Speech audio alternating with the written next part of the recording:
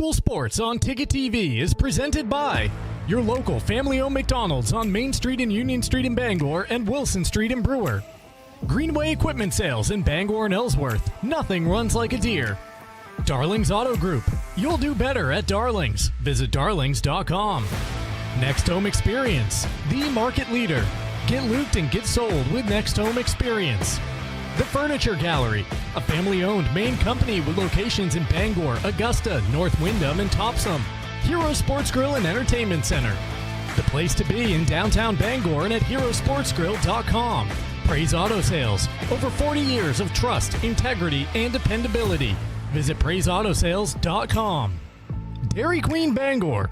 Get a DQ treat today at Dairy Queen on Broadway in Bangor. Dean's Detailing, the leader in auto detailing since 1971. Book your appointment at deansdetailing.com. Northeast Driving School, Greater Bangor's #1 driving school for 57 years. Eastern Maine Community College, start your future at emcc.edu. Bangor Savings Bank, since 1852. At Bangor Savings Bank, you matter more. Visit bangor.com. Dairy Queen Old Town.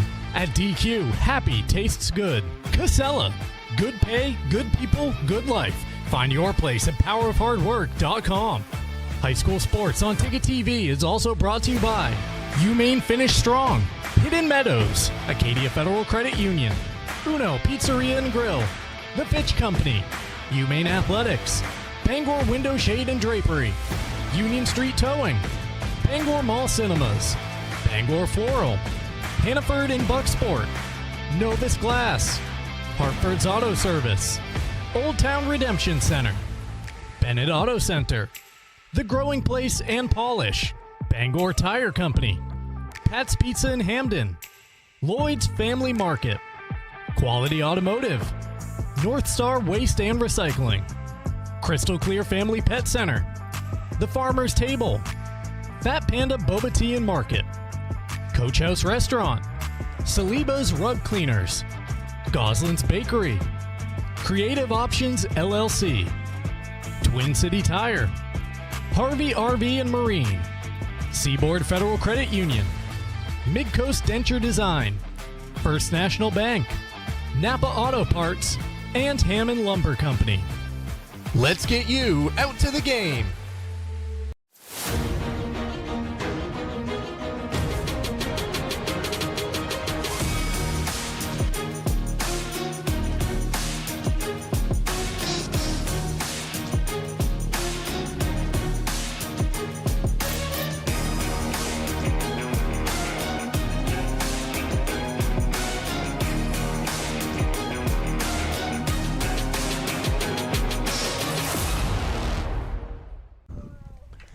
Hello and good afternoon. Welcome to Orono High School and welcome to high school baseball here on Ticket TV. We have reached the postseason here on Ticket TV, and today we have a prelim matchup between the Narraguagus Knights and the Orono Red Riots on the baseball diamond.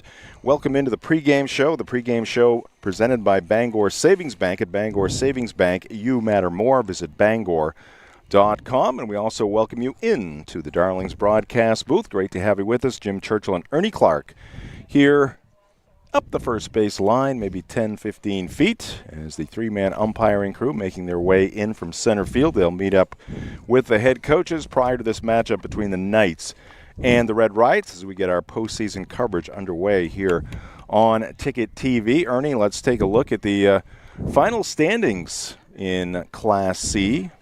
Here's the bracket, actually. We are in postseason mode. We've got the bracket. Yes, here we got two prelim games in Class C North. One is this game here between number 8 Orono and number 9 Narraguagus of Harrington. The other one, number 10 Mount View at number 7 Cowes, also being played today. And the winners move on to the quarterfinals. It's actually, I think that says highest remaining seed, but it's actually Washington Academy will, as the number 1 seed, will host the winner of this game, 8 versus 9, and it should be Madanoncook Academy, number 2, with the WA logo. Will be playing the winner of Mount View and Cowes, the 7 versus 10 matchup. So MA. Yeah, MA 2 versus 7 essentially if they win, and then 1 versus 8 as opposed to necessarily the highest seed. Yep. All right. Coverage of high school sports here on Ticket TV is presented by Greenway Equipment Sales. Visit the Smith Brothers in Ellsworth and Bangor because nothing runs like a deer. We're also presented by your local family-owned McDonald's on Main Street in Bangor, Union Street in Bangor, and Wilson Street in Brewer. And we are presented by Hero Sports Grill and Entertainment Center, the official sports grill of Ticket TV, and the host of the 2026 Ticket Awards coming your way on June 22nd. Visit herosportsgrill.com.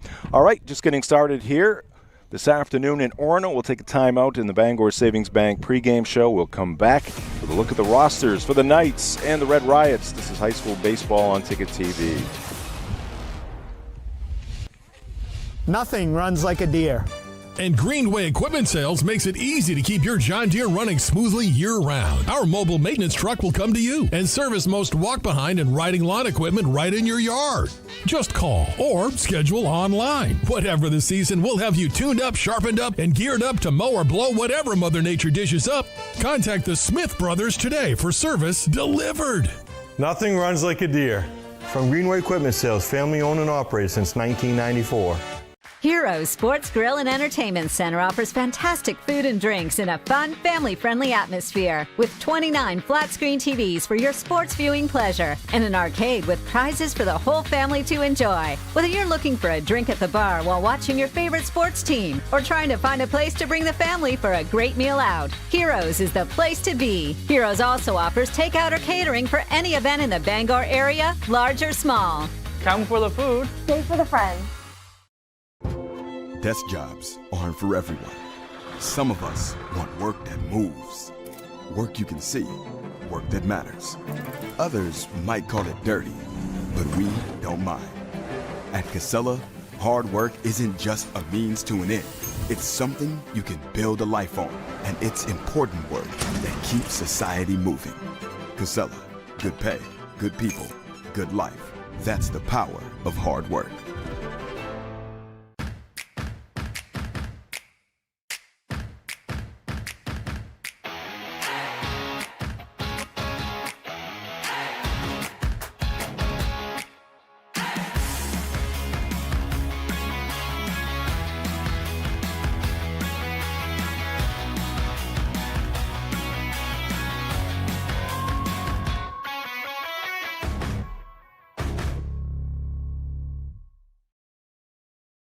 Darlings in Bangor is hiring experienced Ford technicians. We've solved the two biggest challenges in the industry, warranty time and flat rate. At Darlings, you'll have guaranteed hours, retail time for warranty, and unlimited earning potential. We offer up to $40 an hour plus incentives, generous PTO, full benefits, and a climate-controlled shop. Apply today at darlings.com.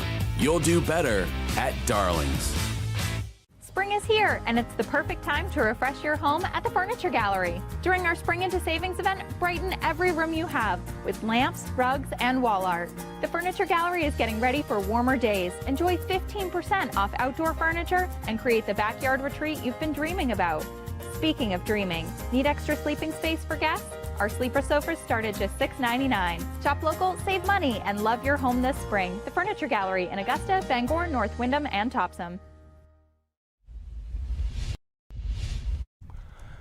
Back at Orono High School. Welcome into some high school baseball coverage here, postseason style on Ticket TV. The Narraguagus Knights, the number 9 seed, taking on the Orono Red Riots, the number 8 seed currently in this prelim matchup. Ernie, let's take a look at the rosters. We'll start with the visiting team in this one, the Narraguagus Knights, coached by Jamie Robertson. Yeah, a pretty young team. Just one senior on the Knight squad. The third baseman, Miles Worcester, the only senior. 4 juniors, 7 sophomores, and 2 freshmen. And we mentioned Miles Worcester. He's been one of the top players for the Knights throughout the season, batting in the cleanup spot in the lineup for Coach Jamie Robertson, and he'll be a key to any offensive success that the Knights have. And for the Orono Red Riots, their head coach, Chris Bagley. Yes, indeed. A little more experience on the team, but still a fairly young team. Familiar face pitching as far as we're concerned with on Ticket TV. Callum Bryant, who has pitched twice on Ticket TV and actually pitched pretty well in both. The first game, especially against Madanoncook, and pitched 4 innings or so against Old Town last Tuesday. So he's had a week off since his last start, and he gets to start in the playoff opener here today. All right, we are ready to go. Here's the first pitch by Callum Bryant, and it's a called strike as we get things underway. 6 minutes earlier. Wow. 3:54. I'll tell you what, I got to say this now. School is getting out in most schools now, but the half-hour difference between a 4 o'clock start and a 4:30 start is great on the one hand, but a lot more school buses for me. Right. This one in the air towards right field. Scott Murray coming on, and he will squeeze it. Out number 1, just saying off there, Ernie, that Scott Murray in right field in that Old Town matchup we had last week. He was very busy out there, especially at the beginning, and right off there the bat he goes. Here. He may hold the league record for assists and or putouts here so far this season, because it seems like he's been very busy here the last 2 games so far. Little cleaner territory to work with this afternoon, as they were unable to mow that part of the field the first time we were here to see them play MA. Midway through the season. Go off the mitt of Matthew Flutie, catcher for the Red Riots. I'll give you the Orono defense. Sumner Stitham at first base, Matt Allen at second base. The shortstop is Kaysen Bagley. At third base, Caleb Tidwell. Left to right in Coach Bagley's outfield, Cooper Brown, Andrew Barrett, Scott Murray. The catcher is Matthew Flutie, working with Callum Bryant on the hill.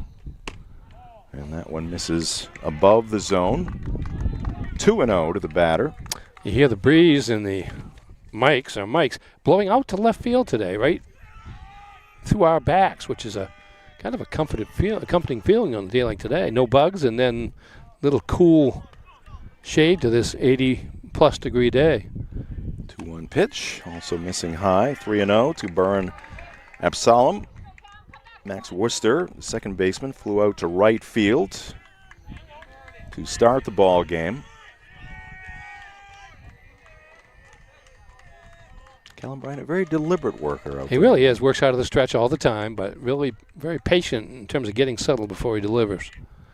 3-0 pitch, and that's going to miss upstairs as well. So a 4-pitch walk to the number 2 batter, Absalom, and Byrne on at first with 1 out, and Brody Robertson, the catcher, coming to the plate. Jim Churchill, Ernie Clark here in the Darlings broadcast booth. Darlings in Bangor has you covered for sales and service.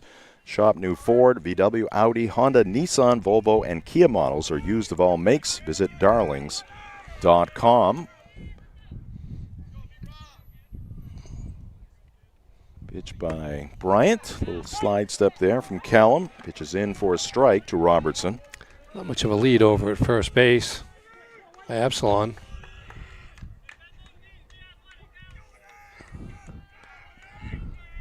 Stitham holding him over there. Bryant peeks over a couple of times, now to the plate, and he misses low. 1 ball and 1 strike to the Knight catcher. Coverage of high school baseball also presented by Bangor Savings Bank. They have helped New Englanders achieve their goals since 1852, because at Bangor Savings Bank you matter more. Whether you're planning for today or building for tomorrow, we're here with personalized service and a commitment to what matters most to you. Visit Bangor.com. This one in the air on the infield behind the mound. Shortstop Bagley taking charge, and he'll make the catch. Throw to first. It's high, and now the runner will take off for second base. So the runner at first, Absalom, was heading back to the bag. Kaysen Bagley looked over there, saw a little differential between where Absalom was and the first base bag, but throw high. And the Knights will gain 90 feet on that throwing error by the Orono shortstop. Yeah, into scoring position for Miles Worcester, the cleanup batter now. See if Worcester can bring home the game's first run here with 2 outs.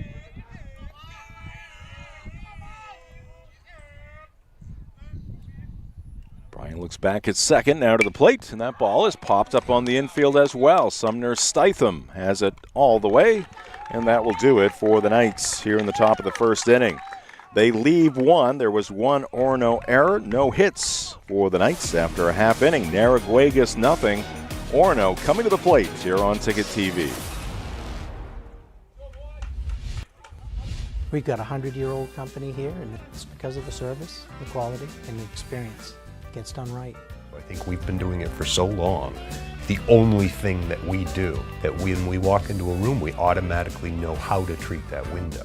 We can take any product that the customer's looking for and make it work in just about any situation that they present us with. So There's no reason to be overwhelmed. No. We can help you through it. We're not going anywhere. We've been around for 100 years.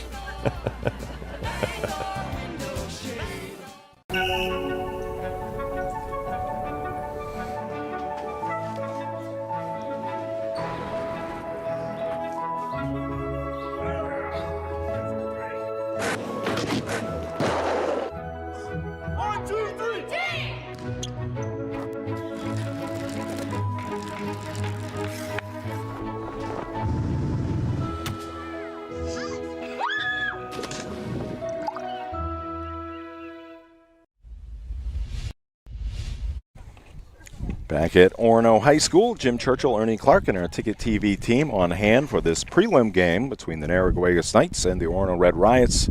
Going to the home half of the first inning.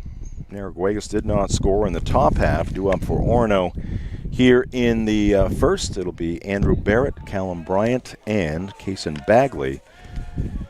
Coverage of high school baseball, softball, and lacrosse here in the spring, presented by the Furniture Gallery during their Spring into Savings event. Brighten every room with lamps, rugs, and wall art from the Furniture Gallery. Shop local, save money, and love your home this spring. The Furniture Gallery, locations in Augusta, Bangor, North Windham, and Topsom. Our coverage here today also presented by Northeast Driving School, the leader in driver training since 1969. Register for driver's ed courses today at Greater Bangor's #1 driving school. Go to northeastdrivingschool.com to select your course. We're also presented by Praise Auto Sales. Looking for your next ride? Praise Auto Sales on Outer Broadway has you covered. Guaranteed lowest prices every day. No waiting for a sale. Over 40 years of trust, integrity, and dependability. Visit praiseautosales.com today. Ernie, why don't you give us the complete Orono Red Riot lineup for this one? We can do that. Leading off and playing center field, Andrew Barrett. The pitcher, Callum Bryant, bats second, followed by Kason Bagley at shortstop, and Matt Allen, the second baseman, hitting cleanup. Sumner Stitham at first base, hits fifth.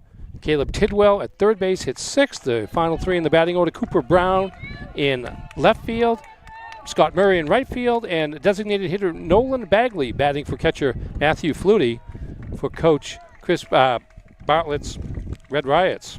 Chris Bagley's Red Riots, excuse me. Coach Bagley coaching at third base. Andrew Barrett in the left-handed batter's box. And Ben Thompson, right-hander for the Narraguagus Knights. His first pitch is going to be low. Ball one to Andrew Barrett. Andrew covers a lot of territory in center field. Yeah, throw on the base pass if he gets on. Batting in the leadoff spot. Thompson misses low again. 2-0 to the Orono center fielder. Give you the Knights defense. Burren Epsalem at first base. Max Worcester, the second baseman. Ryder Fenton is the shortstop with Miles Worcester at third. And that pitch again low. It's going to go all the way to the backstop. 3-0 on Barrett. The Narraguagus outfield has Bryce Nichols in left field, Uriah Merchant in center, Braden Kennedy in right field, Brody Robertson, the catcher, working with Thompson on the mound.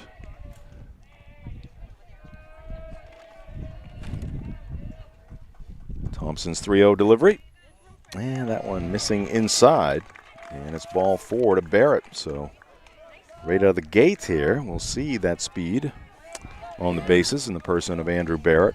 Bryant was a little wild high early in the top of the first, and Thompson a little wild low here to start the bottom of the inning. A little low to the south. Yes, indeed. And Callum Bryant, the Orono pitcher at the plate, takes one in tight. Got to be taken here until you see one. Seems so. High school baseball on Ticket TV, presented by Casella. Casella, good pay, good people, good life. Find your place at powerofhardwork.com. And just missing. That is 7 straight outside the zone. And they will tell 6, you. Right? What's that? 6, right? 2-0 and 4-0. Oh, 2-0. Yeah. Wow, where did I get that extra? Checking your math. Rushing things. Well, maybe you're seeing into the future. See? Sage. I told you. I was 7-0. High school sports on Ticket TV, also presented by Eastern Maine Community College. At Eastern Maine Community College, every student has a story. Some are just beginning. Others are starting a new chapter. Wherever you are, your future can start at emcc.edu. Thompson looking for a strike here, and he gets one. Over half of the strike zone at the letters. Chris Bagley flashing the signs. 3-1 pitch upcoming.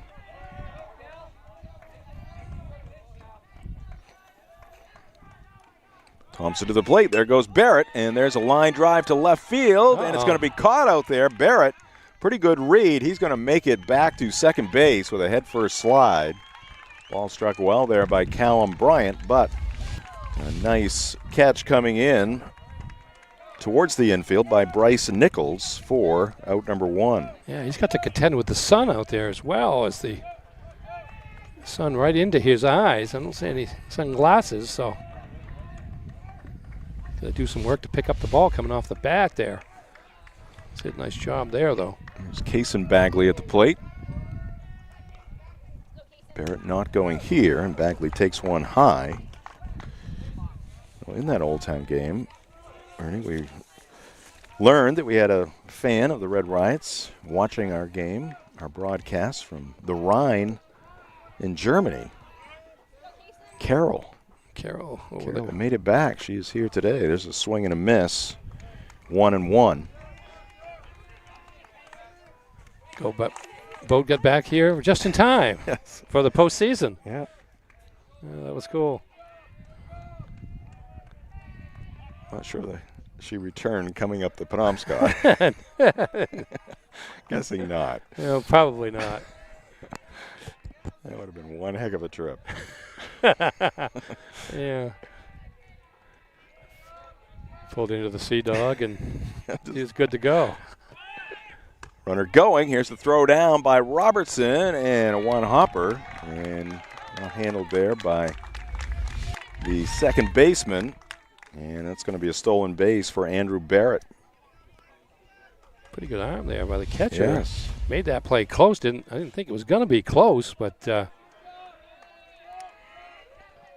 Brody Robertson came up firing and one hopper. Pitches high to Kaysen Bagley. 3-1. High school sports on Ticket TV, also presented by Dean's Detailing, the leader in auto detailing for over 55 years. Renew your vehicle's appearance, protect your auto investment, look good and feel good in a clean, shiny car. As Bagley puts a charge into this one, wind going in that direction, and Nichols is going to have it go off his glove, off the fence. Here comes Barrett rounding third. He will score. It's an RBI double for Kaysen Bagley and a 1-0 lead for the Orono Red Riots. Now we talked about the wind blowing out. That was struck solidly off the bat. Used a little bit of wind to go with it to get over the head of the left fielder for Narraguagus. Bryce Nichols off his glove and off the fence. Scoring easily from second base is Andrew Barrett. And Bagley with a one-out double. Brings up Matt Allen, cleanup batter, second baseman for the Red Riots.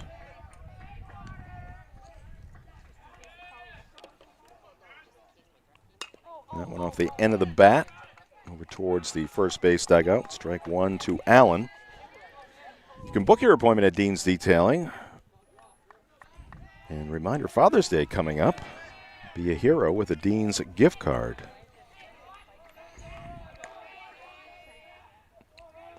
Thompson looking back at second base as he comes to the plate, and he gets the called strike. Allen in a hole here, 0-2. Kaysen Bagley standing at second base after his RBI double. Matt Allen with an RBI opportunity as well here for the Red Riots. Breaking pitch, and it's called strike 3. I think Matt thought that might have been a little high. He is caught looking, and that is out number 2 here in the first for the Red Riots. It's a big out for Thompson if he wants to get out of this inning. Just one down with the runner in scoring position here. Now 2 outs, and he can go after the batter here for a chance to leave it as just a 1-run uprising for the Red Riots.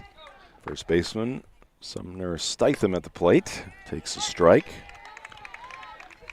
High school sports on Ticket TV, also presented by Dairy Queen in Bangor with the new DQ Breakfast Collection. You can enjoy Cinnamon Toast Crunch Dip Cones, Fruity Pebble Shakes, or the Choco Frosted Donut Blizzard Treat. Whether it's breakfast time or not, visit 668 Broadway in Bangor. DQ, happy, tastes good. Now Stitham behind in the count here, 0-2 as he fouls one back out of play. So Ben Thompson appears to have found that strike zone. Yeah, he really has over the last couple of batters here. The right-hander delivers, breaking pitch, and a beauty dropped in there, freezing Sumner Stitham. So 2 strikeouts after the RBI double by Kaysen Bagley. We played 1 here in Orono in this Class C prelim matchup. It's 1-0 Red Riots on Ticket TV. With Maine's largest network of parts, Coastal Auto Parts keeps things moving. If it's got wheels and an engine, we've got the parts to keep it on the road. From work trucks to weekend rides. If it's on the road, we're behind it. At Coastal Auto Parts, we're driven by more than engines. We're powered by the people who count on us. Because serving our community is what keeps us going. Coastal Auto Parts is owned and operated by a Maine family that cares. You deserve a clean car. Let the pros at Dean's Detailing renew your vehicle's appearance and protect your auto investment. Enjoy your ride. Dean's gift cards are the perfect fit. DeansDetailing.com. Black Bear fans, Maine football season tickets are on sale now. Get your tickets at goblackbears.com/tickets or by calling the ticket office at 581-BEAR. That's 581-2327. Back here in Orono, high school baseball on Ticket TV, Class C prelim, number 8 Orono, hosting number 9 Narraguagus, 1-0 Red Riots after 1 inning. Jim Churchill, Ernie Clark here in the Darlings broadcast booth. Our coverage here today also presented by Next Home Experience. Next Home is the market leader. Get looked and get sold with Next Home Experience. We're also presented by Dairy Queen in Old Town. The DQ $7 chicken strip meal deal has it all. 100% white meat, seasoned chicken strips, full-size fries, a drink, and a DQ sundae, all for just $7. And now you can get it with the new Honey Sriracha Dip. Visit 613 Stillwater Avenue in Old Town. Ernie, we played 1-0 Orono, but we need to get your keys to today's prelim. Well, Narraguagus has got to generate some offense. They have been giving up a little over 7 runs a game offensively so far this season. And Orono's come on strong offensively. They really struggled offensively at the first half of the season. They went 1-7 to start the season and 5-3 over the second half. There's a shot through the middle. First hit in the ball game for the Knights. Ben Thompson, the pitcher, picking on the first pitch from Callum Bryant and drilled it through the box. Yeah, he's a big kid. He just looks like an athlete out there, and you see it there with a smooth swing and a solid stroke to center field to lead off the second. Thompson on at first brings up Ryder Fenton, the shortstop. And for Orono, just providing Callum Bryant with some run support. Hasn't got a lot of it this year. He's been their number 1 pitcher, but record doesn't necessarily show it because of a lot of games where he didn't give up many runs, but just enough to be on the short side of it. Bryant nails the outside edge, 0-1 to Fenton.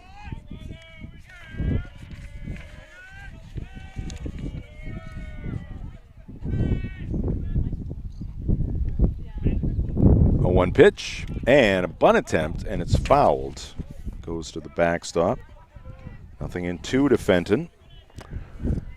Good idea, but he looked like he was bunting more for a hit than just a pure sacrifice there. He kind of ran at it rather than set up for a pure sacrifice. Caleb Tidwell, the Red Riot third baseman, in on the grass now. Step back on the dirt. Count is 0-2. Punt not likely in this situation. Fenton not showing it as Bryant throws over to first base. Top of the second, 1-0 Red Riots here on Ticket TV.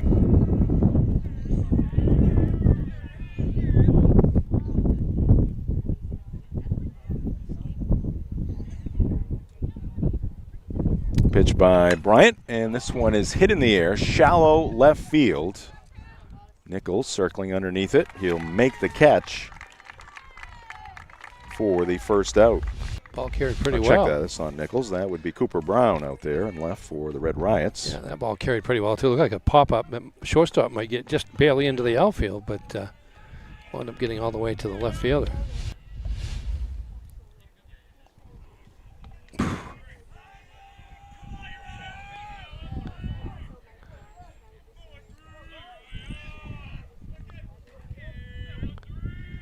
Thompson the lead at first.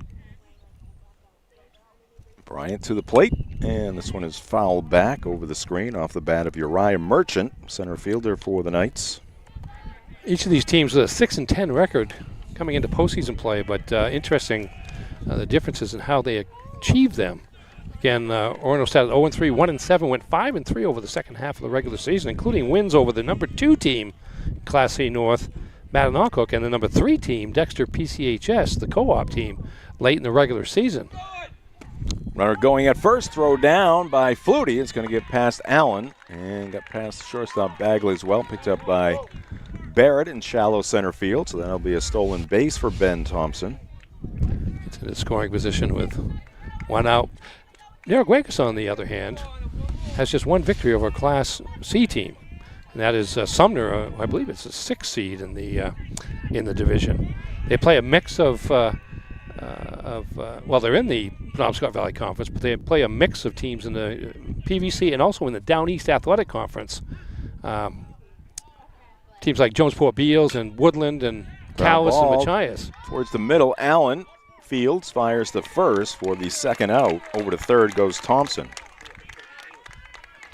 We got 6 wins. They've split with Machias, a Class D team, the 11 team in Class D, and swept Jonesport Beals and Woodland. That's 5 of their wins, and then the 1 win over Sumner, a team they also split with. But they did play 5 of the top 7 teams in Class C North. They played Bucksport, Callis, WA, George Stevens Academy, and Sumner, all in the top 7 in the division. There's Bryce Nichols, just a freshman left fielder for the Knights. Good stop there by Matthew Flutie.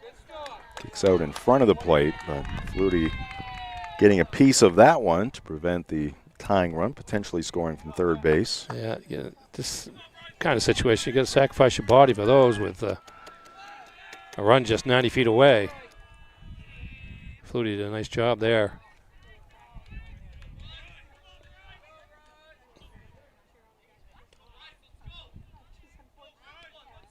Callum Bryant's 1-0 pitch, and it's popped up third base side, and the catch is going to be made by Flutie, the catcher. Not an easy catch there for the catcher, but Flutie hauls it in foul territory to retire the side. Narraguagus strands a runner at third base. We played 1.5 here in Orono. 1-0 Riots on Ticket TV. Have you tried the new happy hour specials at Uno Pizzeria and Grill? Just $6 gets you cheesy garlic bread, mozzarella sticks, buffalo chicken quesadillas, cheeseburger sliders, and much more. Monday through Friday, 2 to 6 p.m., 9 to close, and all day Sundays. Don't forget about the dough raiser at Uno's. Schedule a dough raiser for your local fundraiser and earn up to 25% of event sales. Contact your local Uno Pizzeria in Bangor for more details at 725 Stillwater Avenue and place your orders at 947-5000 and unos.com. 2025 was an outstanding year of growth for Next Home Experience, and it happened because of you. We appreciate everyone who trusted us to help you buy or sell your next home. Here's to an even bigger 2026. Get looped and get sold with Next Home Experience. Bottom of the second, 1-0 Orono due up for the Red Riots. It'll be their third baseman, Caleb Tidwell, followed by Cooper Brown and Scott Murray. 6, 7, and 8 in Chris Bagley's lineup. Today's ball game here in Orono brought to you by Maine. Also here in Orono, Maine finished strong, 60-plus flexible online degree and certificate programs offered through Maine's flagship university. Apply now at umaine.edu/online. Let's take a look at the upcoming live events on Maine Sports Leader, 92.9 The Ticket. Red Sox at the Rays the next couple of days. Wednesday afternoon for the Sox. We'll have NBA Finals game number 4 on Wednesday night, Ernie, 7:30 broadcast time, courtesy of ESPN Radio. And so happy to see the Spurs rise up and pick up a win last night in New York. I mean, they could easily be ahead in the series. Yes. Just certainly could have won the second game. Yeah, lost and by even 1. The first one was in striking distance, but here they are 1-2, and I think there are enough people thinking that the Spurs can make the comeback as young as they are, and also kind of rooting for the choke job on the part of the Knicks. That would be special. Red Sox will be hosting the Rangers this upcoming weekend.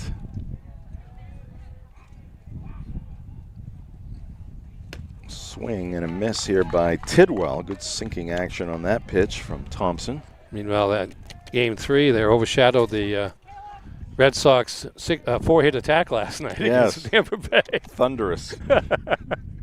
Ooh, Thompson's he's got a good deuce working. Yeah. That curveball has been impressive. I mean, the first 7 pitches of the game were balls from Ben Thompson, but he has settled in here. Went off speed there, left it short of the plate. 1-2 to Tidwell.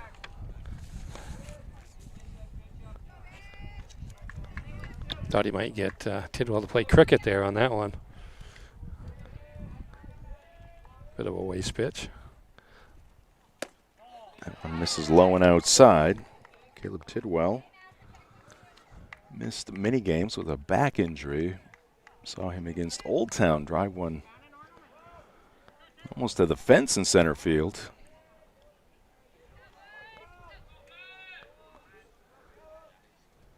And a double. And that pitch, off speed, breaking pitch. Stopped by Robertson. He's got a strong arm. Fires it down to first. And that is 3 straight strikeouts for Ben Thompson. Yeah, he's throwing that 2-strike curveball. A lot of confidence here. Since he started getting the fastball to go across the plate after a couple of batters.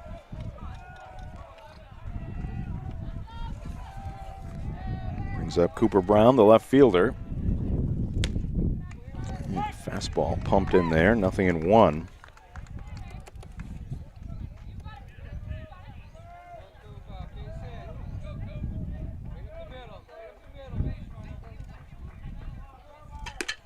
Yeah, there's another called strike. He is really found his form out there. Yeah, it really has. Touch and feel as well with that curveball and the changeup. There's the curveball. Curve right there. Good job by Brown to hang in there and foul that one off. Yeah, he kind of had to hold up on it and then make the swing to draw the contact.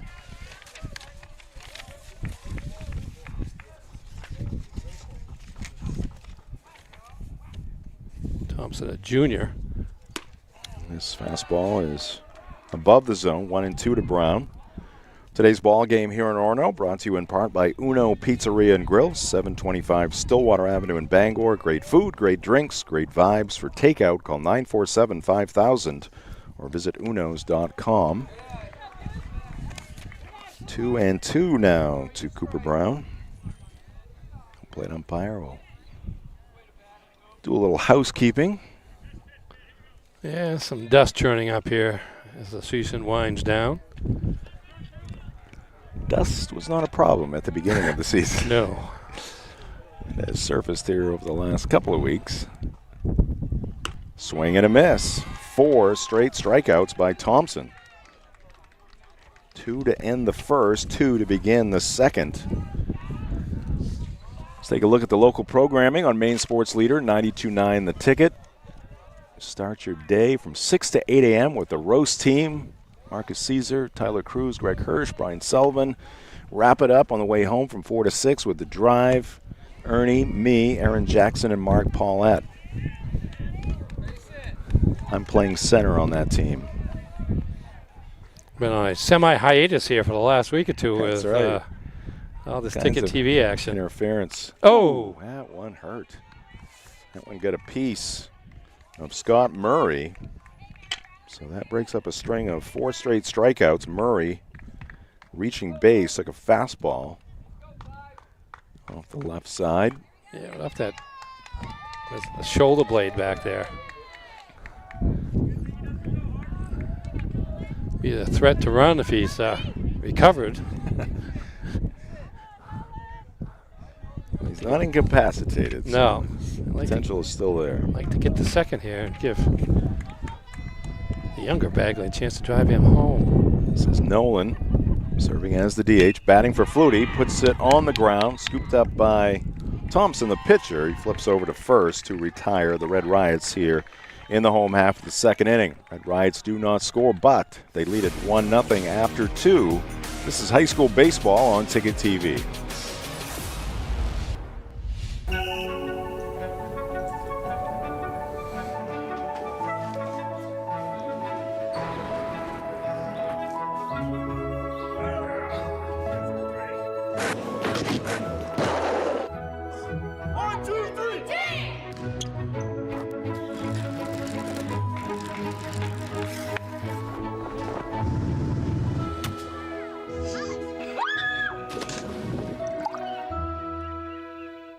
My name's Mia, and McDonald's is helping me earn my degree.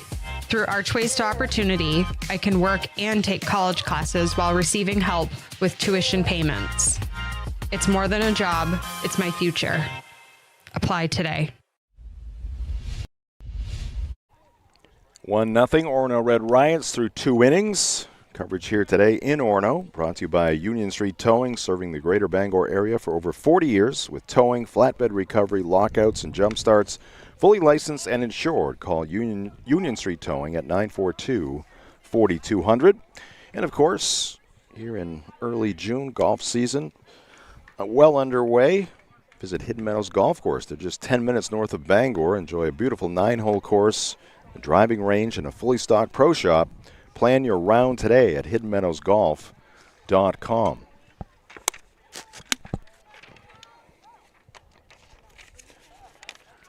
Well, the wind has died down a little bit here, Ernie, which has made it a little toastier here. I was going to say, that's not a good thing. In Darling's broadcast booth. Today.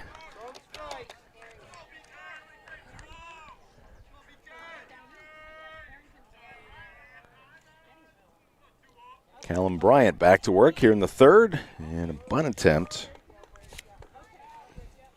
by the number 9 batter, Braden Kennedy, the right fielder, fouled it off.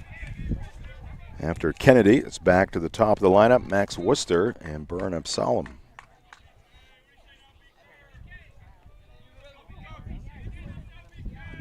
Got some canopies here today. We got some umbrellas. No rain, just intense heat and sun. Swing and a miss by Kennedy. 0-2. I will never complain about intense heat, Ernie. Never. No, I mean, I complain a little bit, but overall it's definitely a plus in this part of the world. Yes.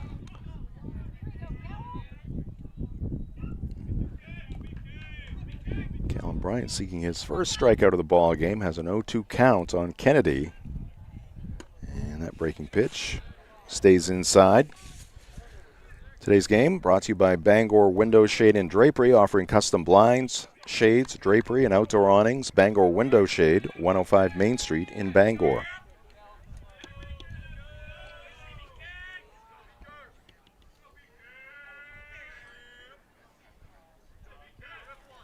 One-two deal, and it's low, scooped up by the catcher, Flutie. He does, Brian does wait about as long with nobody on base out of the stretch as anybody I've seen. It's kind of a waiting game there with him and the batter.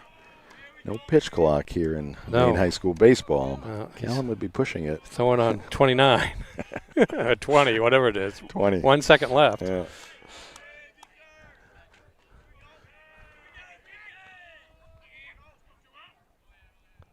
Kennedy awaits a 2-2. Here it is, and a swing and a miss. Flutie collects it, flips it down to first base. Statham reels it in, and there is the first strikeout for Callum Bryant. Gets the leadoff batter here in the third. Now back to the top of the lineup, and Max Worcester flew out to Murray in right field to start the ball game.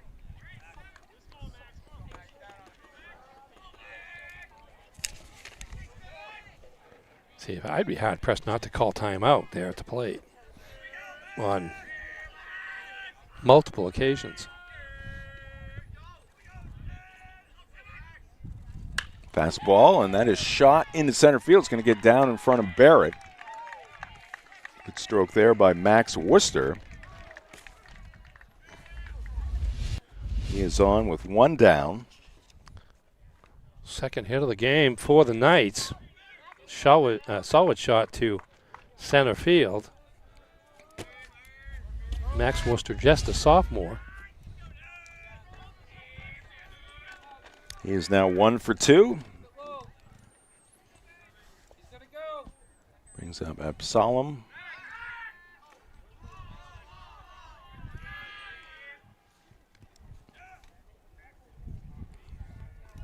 Worcester back to the bag at first base.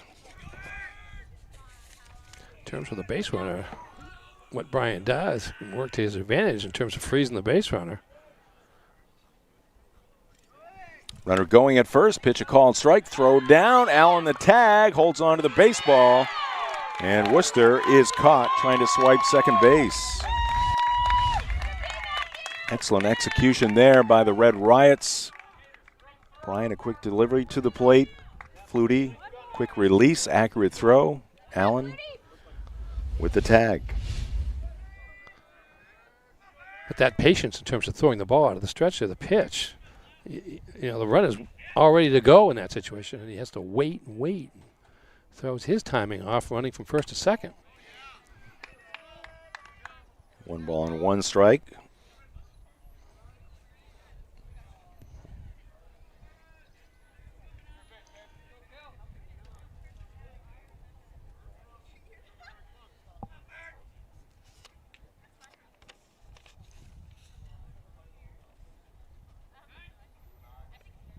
Callum Bryant to the plate and misses low and outside, 2-1.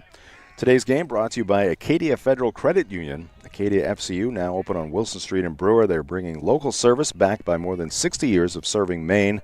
Branches in Brewer, Bangor, 3 locations in Bangor and Aroostook County. Visit acadiafcu.org.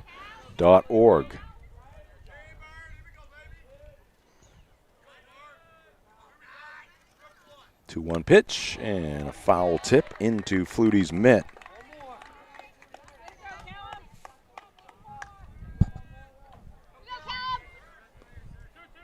Two outs, bases empty. Top of the third, 1-0 Orono. Here's the 2-2. Ground ball left side. Tidwell has it cleanly. Fires across the diamond to Statham, and that is out number 3. Narraguagus kept off the board once again after 2.5 here at Orono High School. It's 1-0 Red Riots. This is high school baseball on Ticket TV.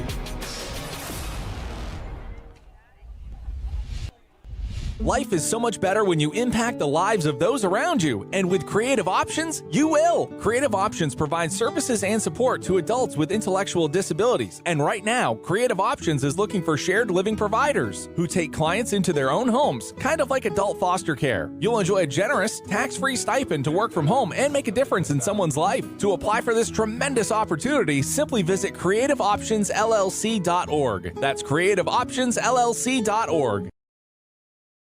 Sometimes life is a cluttered mess, but your car doesn't have to be. At Dean's Detailing, we have a variety of packages that will make your car look new again. Change your outlook. Book your appointment now at deansdetailing.com. Back here in Orono, Ben Thompson, the starting pitcher for the Narraguagus Knights, the number 9 seed, taking on number 8 Orono in this prelim matchup. He is back to the hill, gave up a run in the bottom of the first inning, RBI double for Kason Bagley. But since that double, Ben Thompson has been very impressive, recording 5 outs, 4 of them via the strikeout. Did walk one batter, Scott Murray, in the second inning. Hit by pitch. Oh, yes, I circled the wrong thing. Yeah, Scott would have been the first to jump up and say no. A little more painful. That was a hit by pitch. Than a walk, yeah, indeed. Let's take a look at our upcoming broadcast schedule here on Ticket TV. We're back at it tomorrow. We'll call it late afternoon from Old Town High School, as the Old Town Coyote softball team will play host to the Lawrence Bulldogs. That is a Class B quarterfinal matchup. 4-5, I believe. Yep. And then on Thursday, have a couple of baseball games for you. Messalonsky, number 5, against number 4, Hamden Academy. That's a 4 o'clock first pitch. And then the capper on Thursday is the Mount Blue Cougars taking on the Bangor Rams. That one will begin at 5:30 or thereabouts. Bangor 3rd, Mount Blue 6th. They played it right at the end of the regular season. It was a close game over in Farmington. Andrew Barrett takes a pitch in tight. Andrew walked and scored, the only run in the ball game back in the first.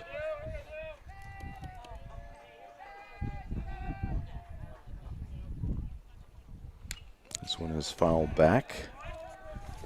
Our game today here in Orono brought to you by Hannaford and Bucksport. Support your local student athletes this fall with Hannaford Bucksport. They are proud to cheer on our community's teams and help make their season a success. Hannaford, proud to be part of our community.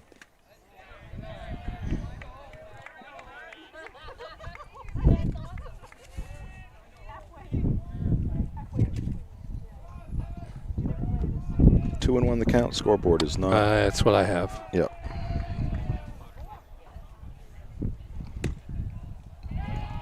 Pitch inside, 3-1.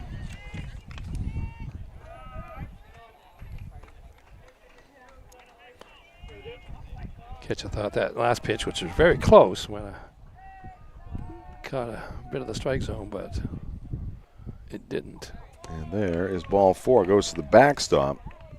So that is the second walk issued by Thompson.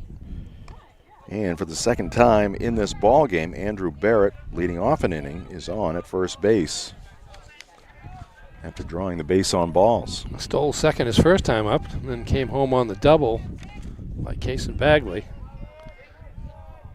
Will not be shocked to see Andrew on the move again here in this inning. Not going here. Bryant gets the bunt down, fielded by Thompson. Straightens, throws to first. And the stretch over there by Burin Absalom. And Bryant is out number 1, but he lays down the sacrifice bunt, putting his teammate Barrett in scoring position. Yeah, we see that bunt there. Didn't try to run at the ball like he was trying to get a head start to first base. He wanted to make sure he made contact with the ball, get it on the ground. And once he did, Barrett, no trouble getting to second base, and now the runner in scoring position.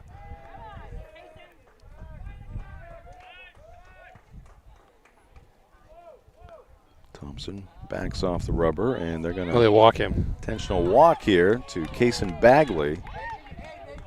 Put runners at first and second with 1 out. No. They remembered what Bagley did the first time and didn't want to see it happen again. We'll have somebody else try to beat us, says the Narraguagus coaching staff. Now Matt Allen, the cleanup batter, takes one high. Our game today also brought to you by Bangor Mall Cinemas, Greater Bangor's favorite hometown theater for over 40 years, featuring luxury recliners and an upgraded food menu. Find showtimes and reserve your seat at yourneighborhoodtheater.com. 2-0 to the Orono second baseman.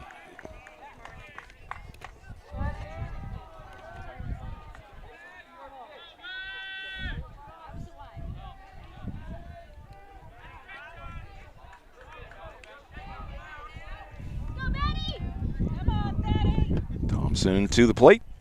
In there. 2-1. Sumner Stitham due up next.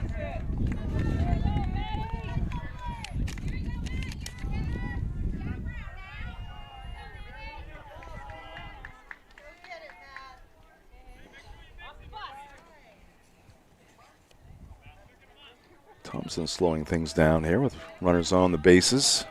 I think the third baseman reminded him that they weren't holding the runner on first. There's a strike. Count evens up to Allen. Game today also brought to you by Hartford's Auto Service. Complete auto repair for all makes and models. Over 30 years of experience. Hartford's Auto Service, 62 Liberty Drive, Herman. Call them at 207-989-6322 or visit the Hartford's Auto Service Facebook page. 2-2 pitch. This is high.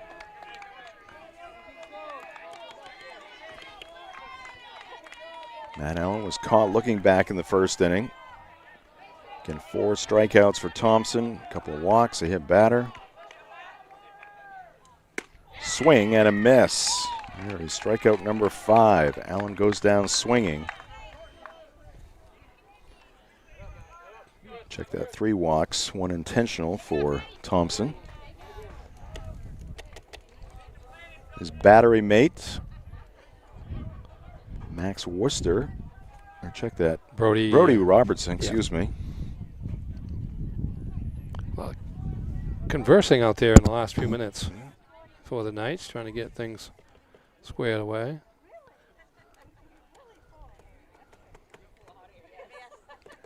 Craving something fun and delicious? Fat Panda Boba Tea and Market on Harlow Street in Bangor has boba, snacks, ramen, Jamaican patties, plus boba energy drinks exclusively at the Brewer location on Wilson Street next to Hannaford. Here is Stitham, the first baseman for the Red Riots, up there with 2 outs, runners at first and second. He takes a called strike.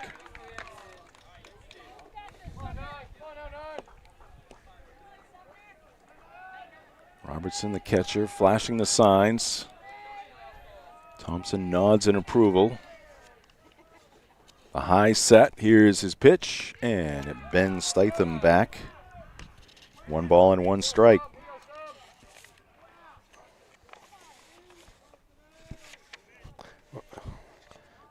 Robertson, the catcher, just a sophomore as well, so showing a pretty good ability to take control here. Stitham takes ball 2, 2-1.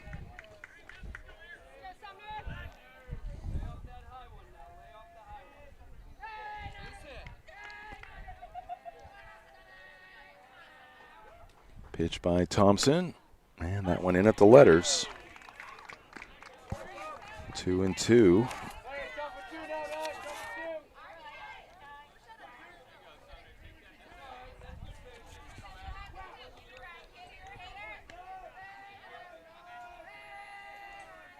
Thompson back to work, goes with a curveball. Ernie called it, and it misses outside. That coming, one of the rare ones he's missed there in that situation. Full count now to Sumner Stitham. Caleb Tidwell due up next. Runners on the move, and the pitch is low, ball 4. 4th walk in the ball game for Thompson, 3rd in this inning. Barrett over to 3rd, Bagley now at 2nd. Stitham on at 1st, and Caleb Tidwell coming to the plate. Went down swinging on a 2-2 pitch, leading off the 2nd inning for Orono.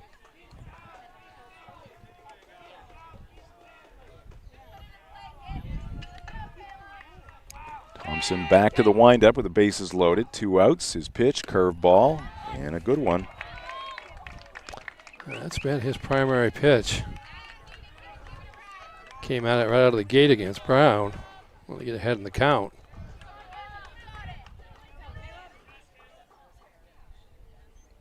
One pitch, and this one is popped up foul. A play, 0-2 to Caleb Tidwell.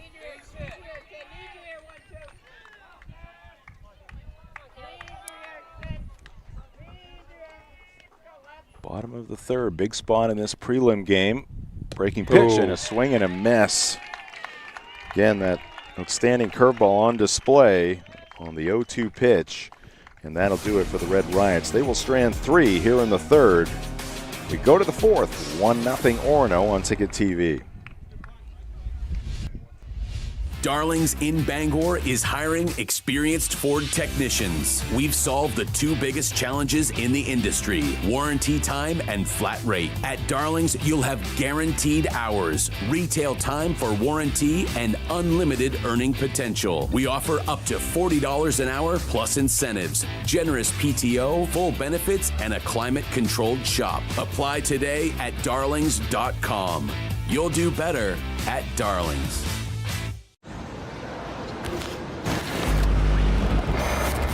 It's time for a reset.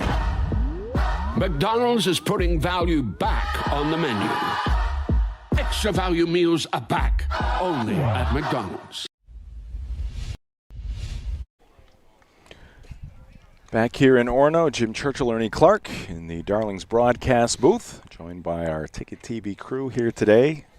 Max Pottle, producer, director, technical supervisor in the trailer, along with Marcus Caesar, our scoreboard operator.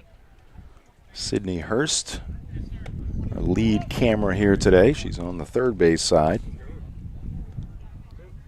Callum Bryant preparing for his fourth inning of work here against the Guagus Knights. Due up for Narraguagus. It'll be their 3, 4, and 5 batters. Brody Robertson, the catcher. Miles Worcester, the third baseman. And Ben Thompson, the pitcher. Knights have stranded 2 in the ball game. Stranded a runner at second base in the first. Stranded a runner at third base in the second.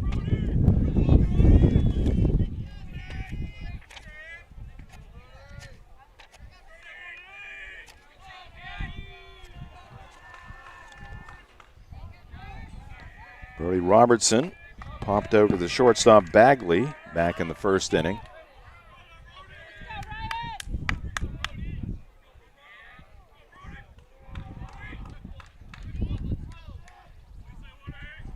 Bryant's first pitch, and very short. What do you say, Ernie? 57.5 feet on that pitch? Yeah, something like that. It hit the grass or the dirt? No, it hit the dirt. Okay, so that knocks it down a bit, but yeah, probably 57.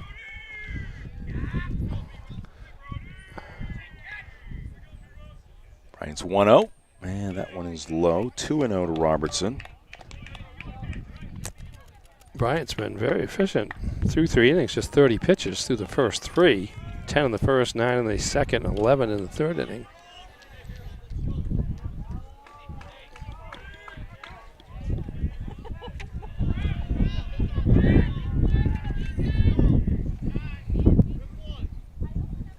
This one right off the end of the bat.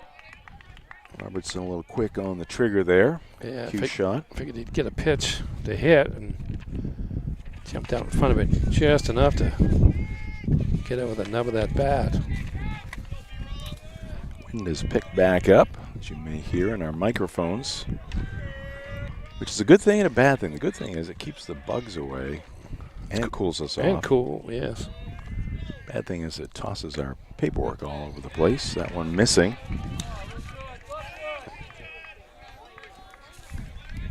Game today brought to you by North Star Waste and Recycling. Remodeling or tackling a big project, North Star Waste and Recycling in Brewer has you covered. Roll-offs for homes, front loads for businesses. Call 989-4000 or visit them at 198 Dirigo Drive in Brewer. North Star Waste and Recycling, dependable, on time, every time. There's a shot through the middle. It's off the lip of the grass, and a couple of hops to Andrew Barrett. So a leadoff single here for Brody Robertson. Third hit in the ball game for the Narraguagus Knights. He joins Ben Thompson with a hit, along with Max Worcester.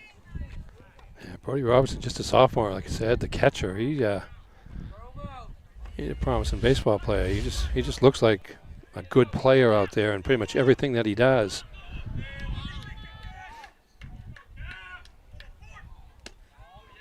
Pitch is outside. Ball 1 to Miles Worcester.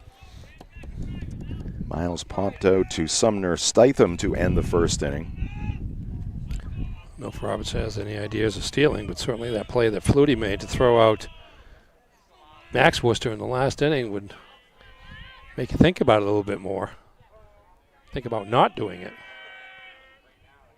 And that one in the air. Barrett ranging into shallow right center field. Makes the one-handed catch. Miles Worcester is out number 2. Out number 1 here in the 4th.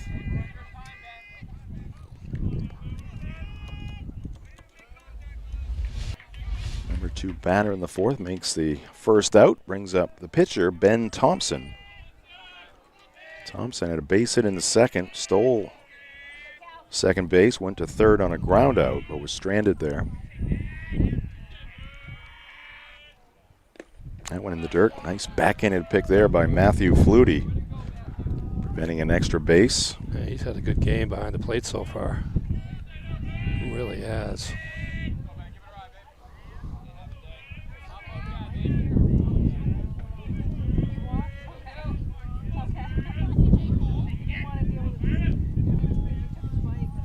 And a foul tip into Flutie's mitt. 1-1 to Thompson. Ryder Fenton due up next. Good support here today for the Narraguagus Knights, the visiting team, and the home team, the Orono Red Riots. Harrington, Millbridge, Cherryfield. There's probably a couple of other little towns. Ground ball to short. Bagley bobbles it. Now he'll try to go to first. The stretch by Stitham, but it's going to be too late. Thompson will beat it out. It'll be an error for the Orono shortstop, leaving runners at first and second. I think Kaysen was thinking double play there and maybe took his eye off the baseball just for a split second. Trying to catch a peek at how close Robertson was to second base and wound up losing it. Got away from him several feet. Thompson able to beat the throw to first, so a little bit of a rally going here. 2 on 1 out for the Knights. Here's Ryder Fenton, the shortstop. Hits one down the line, foul, just to the left of the third base bag. Got a pretty good angle for that one from here. Yes. 6 inches foul. We're just barely up the first base line, outside the left-handed batter's box here in the Darlings broadcast booth.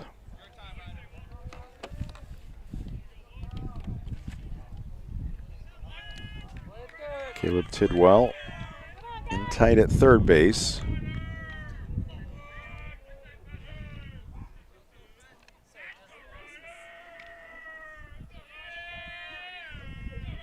A 1 pitch, and it's down and in.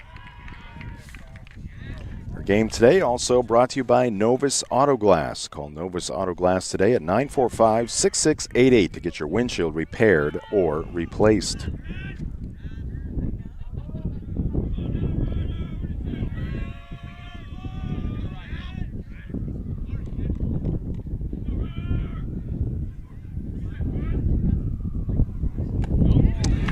Is low, scooped by Flutie.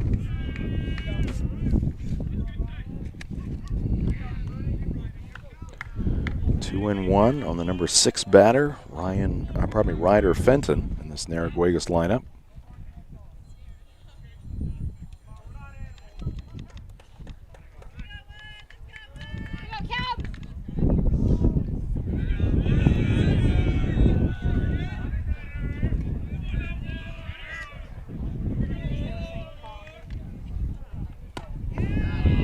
Pitch upstairs.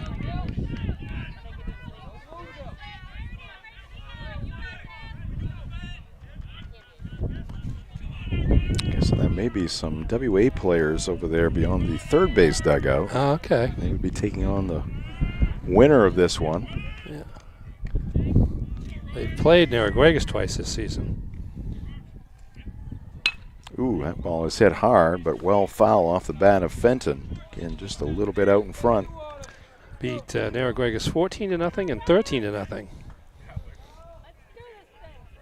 Narraguagus, the number 1 team in Class C North. WA. WA. Yep. Lost just 1 game. Split a couple of games late in the season with MA, Madden Alcock Academy, the number 2 seed. A lot of maroon. Yes. Between 2 teams here and those 2 teams. There's a hard hit ball to center field, but well positioned out there. Andrew Barrett, pretty good at bat there by Ryder Fenton, ends up in an out. But well positioned is right. I mean, a lot of cases, you're not that familiar with the team you're playing against, he would have been to straightaway center and a little bit deeper, but he was positioned perfectly to make that catch. And interesting, after the first 2 foul balls that were pulled foul to left, but he was shading him towards right field.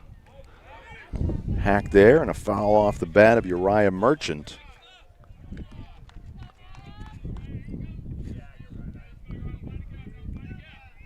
Of course, one of Ernie's favorite bands from back in the day, Uriah Heep. Yes, indeed. Yes, indeed.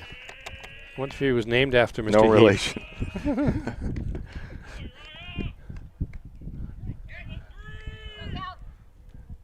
Oh, 1 pitch, and that one's going to go to the backstop, and the Knights are going to have 2 men in scoring position after the wild pitch. Robertson over to third.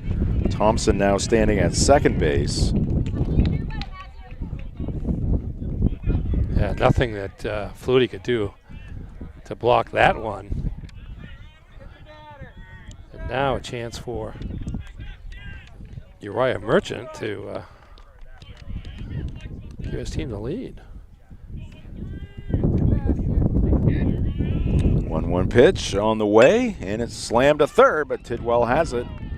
Throws to first into the glove of Sumner Stitham, and Callum Bryant will strand a couple of Knights in scoring position here in the top of the 4th inning. Halfway through this one, still 1-0 Orono on Ticket TV.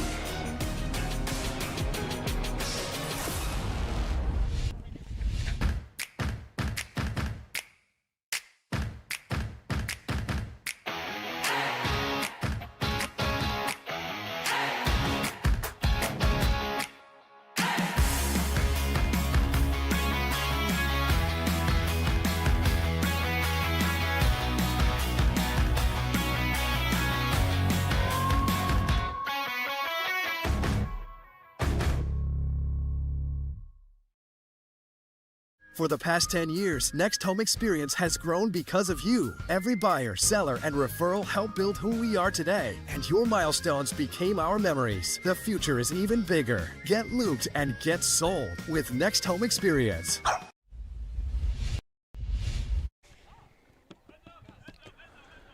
One nothing Orono through 3.5. Ben Thompson back to the hill for the Narraguagus Knights. Today's game brought to you in part by Lloyd's Family Market, located in Old Town on Gilman Falls Avenue. Stop by and grab a fresh sandwich, pizza, or Chester's chicken. And don't forget the homemade whoopie pies, cold drinks, snacks, and, of course, delivery on DoorDash and Grubhub. And we're also brought to you by the Coach House Restaurant and Brewer for homestyle cooking, homemade desserts, and an experienced, friendly staff. It's the Coach House. Takeout available at 457 Wilson Street in Brewer and online at thecoachhouserestaurant.com. Good ball game so far. You can kind of see why these teams finished right next to each other in the standings. Ernie, after seeing that tick on you in the prior to the game, I am on my shirt. Now you're constantly paranoid about. Yes, I am. The real thing. I know. I wore shorts today, which I've done less and less here during the tick era. Want to remind you, coming up on June 22nd at Hero Sports Grill and Entertainment Center in downtown Bangor, it's the 2026 Ticket Awards, the 3rd annual ceremony from Heroes. The event will be broadcast live on Ticket TV at 929theticket.com and on the Ticket app. 35 categories of excellence in the 2025-26 sports season. Voting is underway right now for the School Spirit Award. Cast your votes for your favorite school at 929theticket.com. You can also tap into the Ticket Awards voting through all of our social media channels. We'll get to those here shortly. As the momentum builds, Ernie, for June 22nd. Yes. Because we're just winding down, just starting the postseason in baseball and softball. Ball 1 to the leadoff batter for the Red Riots here in the 4th inning. Cooper Brown, number 7 in Chris Bagley's lineup. Bottom 3rd due here. Brown, he'll be followed by Scott Murray and then Nolan Bagley. 1-1 here to Cooper. Prelims today, quarterfinals Thursday, regional semifinals on Saturday, regional championship games a week from today. And on the following Saturday, state championship games. So basically, we've got a week and a half more of the spring sports season. Okay, that on your leg right there is not a tick, but it is some I don't want it on my weird leg. looking creature. This one in the air towards right field, but there to stab it is Braden Kennedy. 1 up, 1 down for the Red Riots here in the 4th.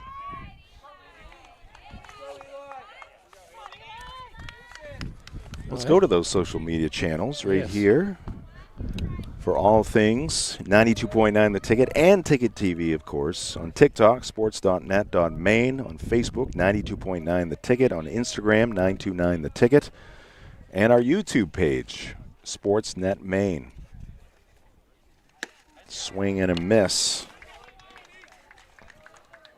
And we got a pinch hitter That's here. Eli Schaff, number Yes. 21. I don't know if he reported in. Eli Schaff batting for Scott Murray. Oops, and now Coach Robertson out to He never got ask the word. that same Yeah, question. he didn't get the word about the pinch hitter, apparently.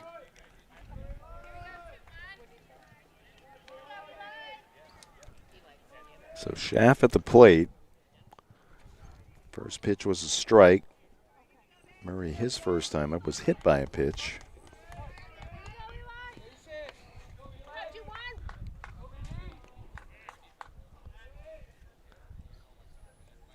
Ooh, there's that curveball again. Schaff caught in between. Yeah, he's really throwing that well, spotting it very well.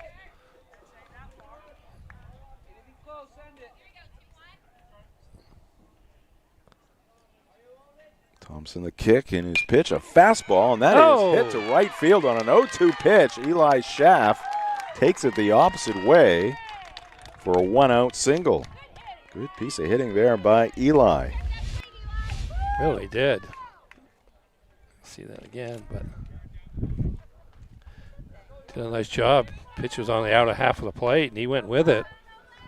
Right down the line, fair ball, and just a second hit for Orono, the first since the RBI hit in the first inning by Kason Bagley. Here is Nolan Bagley, the DH, takes one low. Nolan grounded out to the pitcher in the second.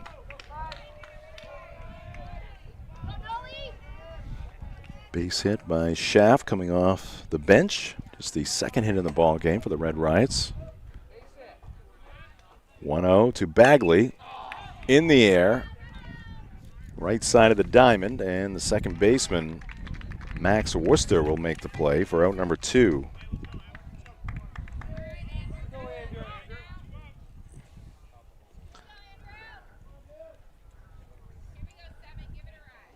Ben Thompson trotting in for a quick word with the catcher, and the umpire counting that as a trip. Oh.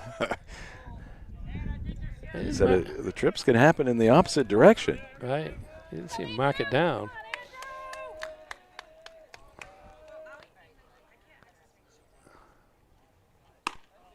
Up and away to Barrett. He's been on base twice, has scored the only run in the ball game, came in the first. He's walked 2 times, so no official at bat for Andrew. Don't think Schaff's a threat to steal. That's a strike on the outer half of the zone.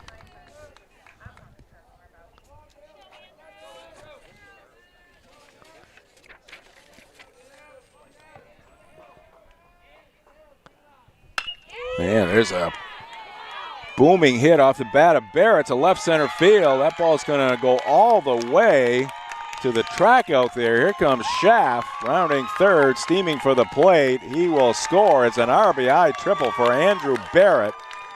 And the Red Riots have doubled their lead. It's now 2-0 Orono.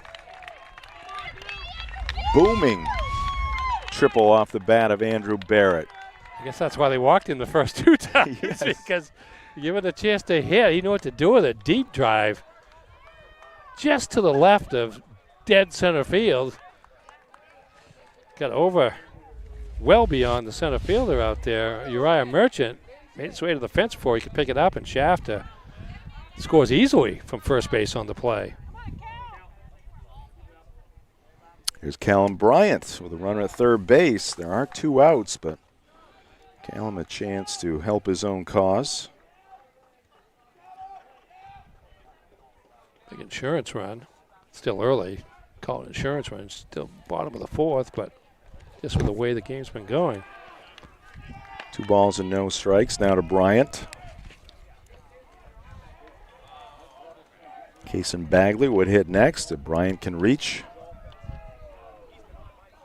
So just 3 hits for Orono, but 2 of them for extra bases, and there's a shot to left field. RBI single for Callum Bryant. He does plate that runner from third with 2 outs.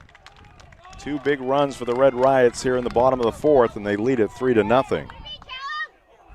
Solid hit there by Bryant, and third time around the order, just starting here, and so far Red Riots are 2 for 2 with a couple of run-scoring hits, and they've stretched this thing out to a 3-0 lead. 3 hits in the inning for Orono. Strike 1 to Kason Bagley. Kason an RBI double in the first. He walked his last time up, was intentionally walked.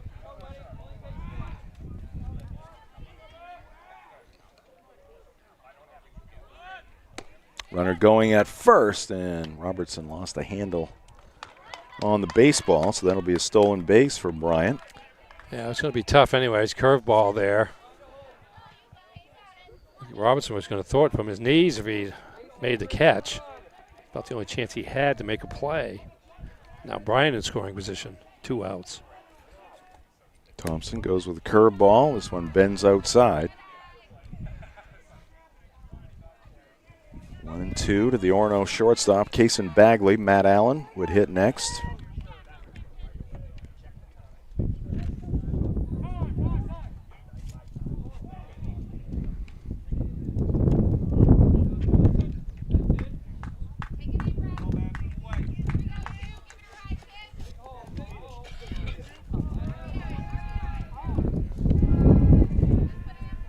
Bryant, the lead at second base. Thompson takes a look back, now to the plate. Curveball, hit shallow. Shortstop, though, retreating. And making the catch is Fenton for out number 3. But the Orono Red Riots get RBI hits. An RBI triple from Andrew Barrett. An RBI single from Callum Bryant after 4 here in Orono. 3-0 Red Riots. 2025 was an outstanding year of growth for Next Home Experience, and it happened because of you. We appreciate everyone who trusted us to help you buy or sell your next home. Here's to an even bigger 2026. Get looped and get sold with Next Home Experience. You ever wish you could rewind everything and press play one more time? Back to when connections meant something, when we played to just play, and adventures started with nowhere to be and all day to get there. Somewhere along the way, we got stuck in fast forward. We forgot to hit pause and see that the open road to everything we miss is actually right in front of us. Find your open road with Harvey RV and Marine, Outer Broadway, Glenburn.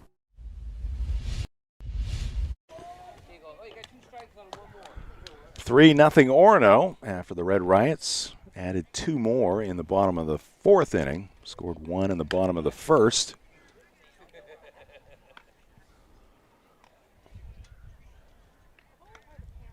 Today's game brought to you by Maine Athletics. They also sponsor Fan Cam, and you can see a lot of the fans there. That would be the third base side, where a lot of Narraguagus fans are enjoying the sunshine here today.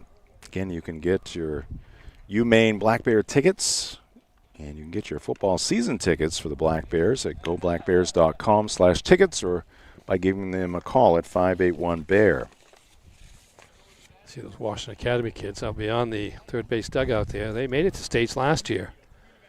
Looking to go back and finish the job this year, so to speak. Orono did not play WA during the regular season. Played most of the other top teams in the division.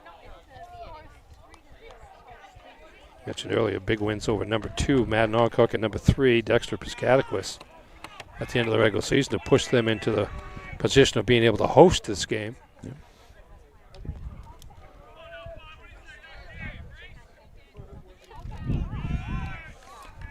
Leading things off here for the Narraguagus Knights. Their left fielder, Bryce Nichols, will be followed by Braden Kennedy, then back to the top of the lineup and Max Worcester.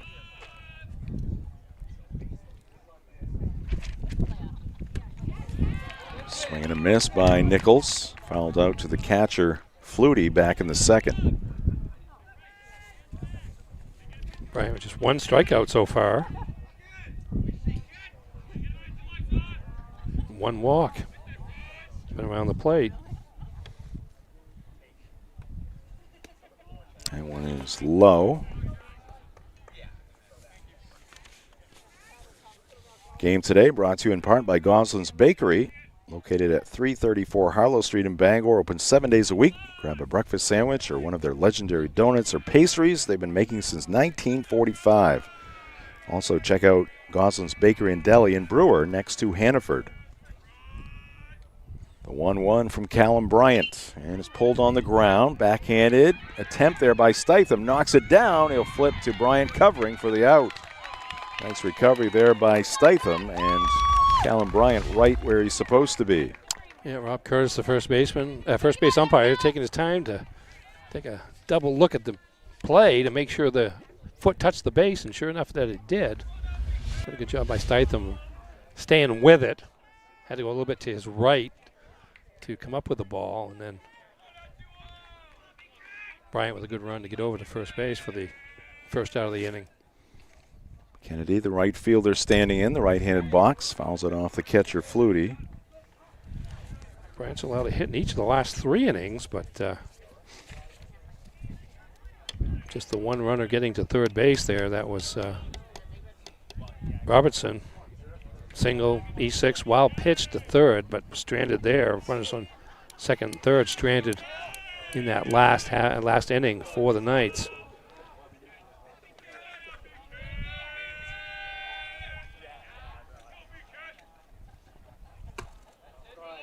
Check swing by Kennedy. Takes a ball. Our game today brought to you in part by Bennett Auto Center. Experience the Bennett Auto Center difference at 99 Thatcher Street in Bangor and at BennettAutoCenter.com. 1 out, bases empty. The 1-1 pitch. Make it 2-1. That's quite a haul for the Washington Academy kids to come up here to watch the game. Yeah. Scouting is important, Ernie. Yeah, it is. I've seen plenty of Narraguagus, but Duck or mallard. Yep. Passing by over. I wonder if it eats ticks. That's well, right. that's true. See, that's true. Max Pottle. Ever the salesman. Some great advice for the Raiders in the future. Yes. Sit at home, kick back. Rest up. Watch it on Ticket TV.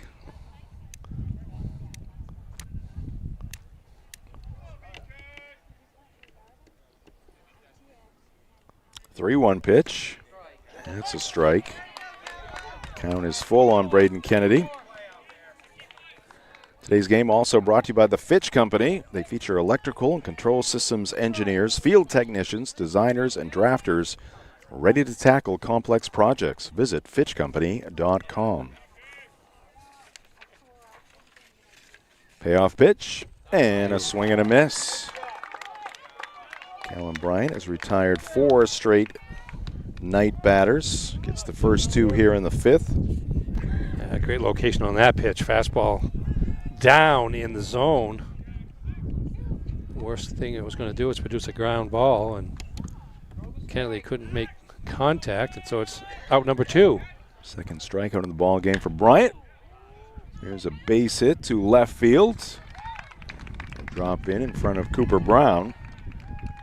So Max Worcester, the leadoff batter for the Narraguagus Knights, now 2 for 3.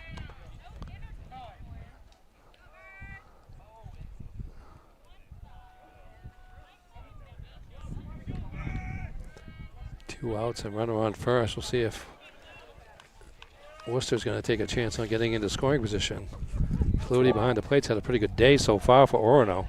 4 hits for Narraguagus, all of them singles though. 4 hits for Orono. A couple long extra base hits, the double by Cason Bagley and the triple by Andrew Barrett. Bryant checks in on Worcester at first base.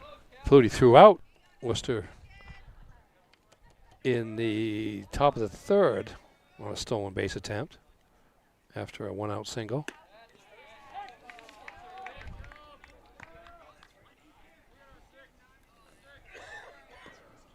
Bernab Solom at the plate. It's a lot cooler down East Machias than it is here at Orono. Probably a nice comfortable 72 with a breeze. It feels cold almost.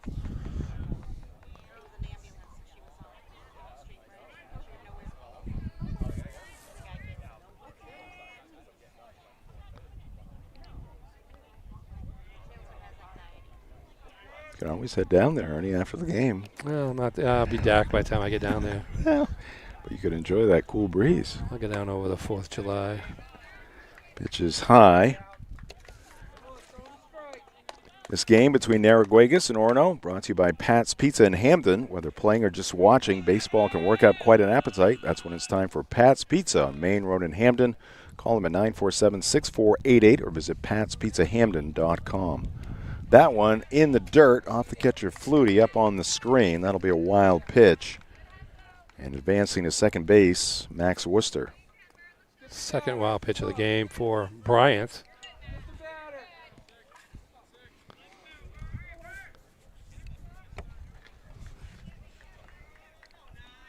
Kellen Bryant doing some landscaping out there on the mound.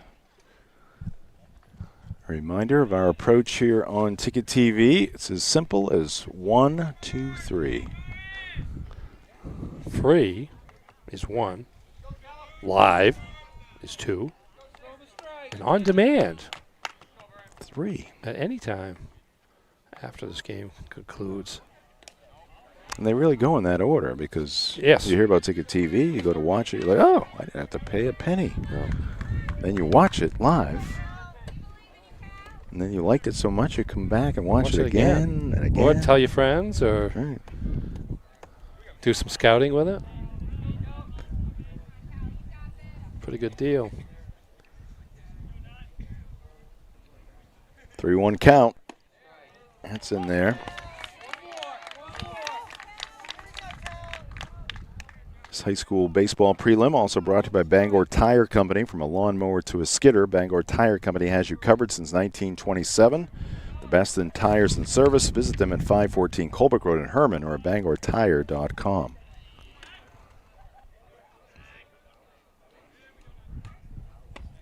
And that one runs inside. Ball 4, so 2 men on here for Guagus with 2 outs. I'm sure it's not the case, but I mentioned this in one of our other broadcasts. Kellen Bryant has worked for us here on Ticket TV, a student at UTC at one point. Joining our team, he works very deliberately, but it makes getting the reads in so easy. Like I am way ahead of where I would normally be. Thinking about the entire production here. That's right. It's a team player. I always said it. That is another wild pitch. Second in the inning, third in the ball game. Worcester now at third, up to second base. Absalom. Second straight inning that the Knights have had runners at second and third, and now they're going to intentionally walk Brody Robertson. Well, it's a 1-0 count to load him up. Present a force at any base here. And then the cleanup batter, Miles Worcester to the plate. He's put the ball in the air twice, once to first, once to center. Now, he's the cleanup hitter for the Knights, so this is the batter they want up in this position. See how Bryant handles him for the third time. Yeah, that one's in the dirt.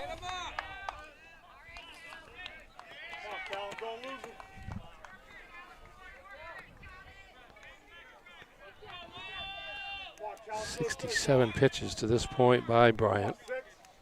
It's a hot day.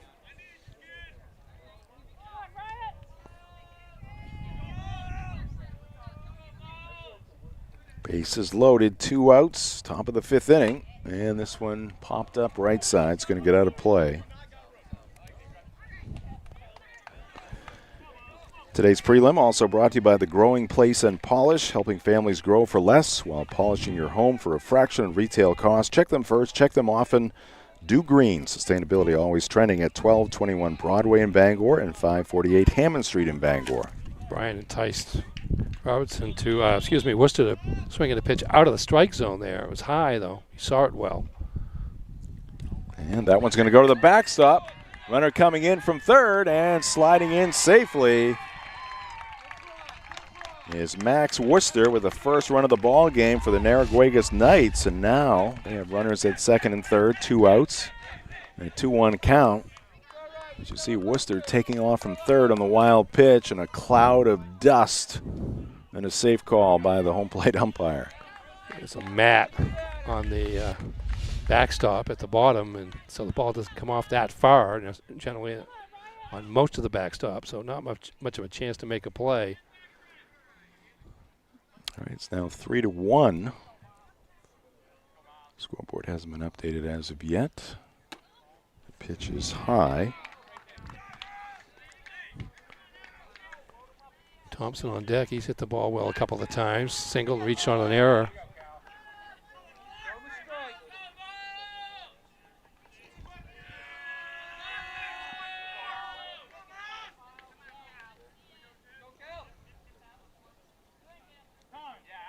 Time called by the batter.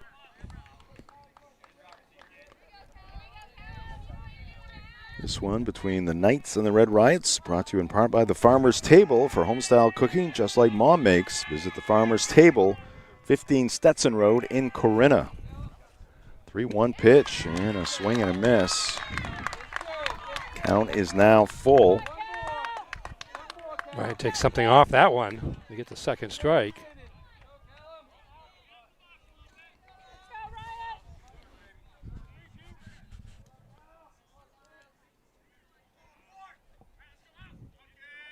Bryant's payoff pitch and a piece there by Miles Worcester. Fouls it on the ground behind the plate.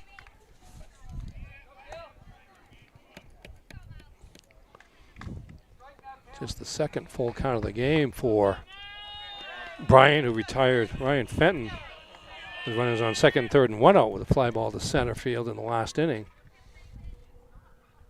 And that is hit through the left side into left field for a base hit. 1 run will score. Here comes the second runner. And we have a tie ball game. Head first slide there by Brody Robertson. He said, why not? Well, one of his teammates at the plate was telling him to get down. He wanted to see him get his uniform dirty. But big hit there for the cleanup hitter, Miles Worcester. Through the shortstop hole into left field, and 2 runners score, and we're all tied up at 3.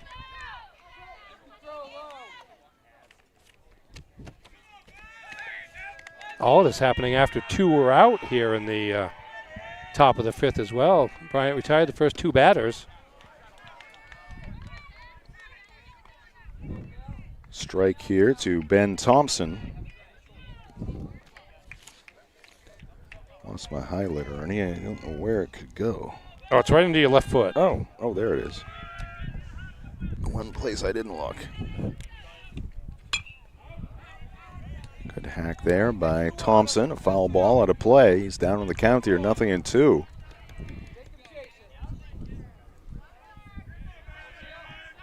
Thompson, a base hit in the second, reached on an error in the 4th.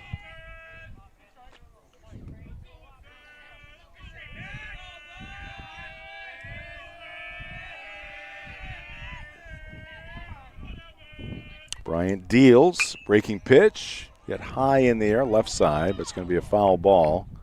Cooper Brown, a long run, couldn't quite get to it.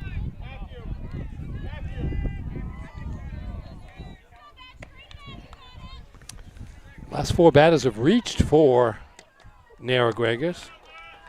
2-out single by Max Worcester. Walk to Absalon. And an intentional pass to Brody Robertson. Had 3 wild pitches. And that led to the 2-run single that tied the game by Miles Worcester. You never know how or when a rally's going to start. No, you don't. Some 2-0 damage done here by the Knights. They have tied it up. That breaking pitch down in the dirt. Nice backhanded block there by the catcher, Flutie. This postseason matchup brought to you by Old Town Redemption Center, family owned for over 30 years. Open Monday through Saturday with monthly $100 giveaways. Old Town Redemption Center, 13 Chester Street in Old Town. Call them at 827-7887. Thompson hanging in there, fouls another pitch back. Miles Worcester with that 2-run single, also the only senior on this Narraguagus team, so. The veteran. That's a big moment for him. Yeah, indeed.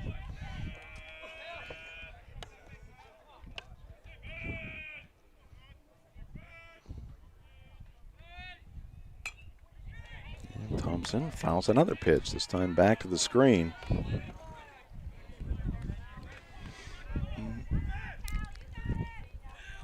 3-3 our score here in the top of the 5th inning.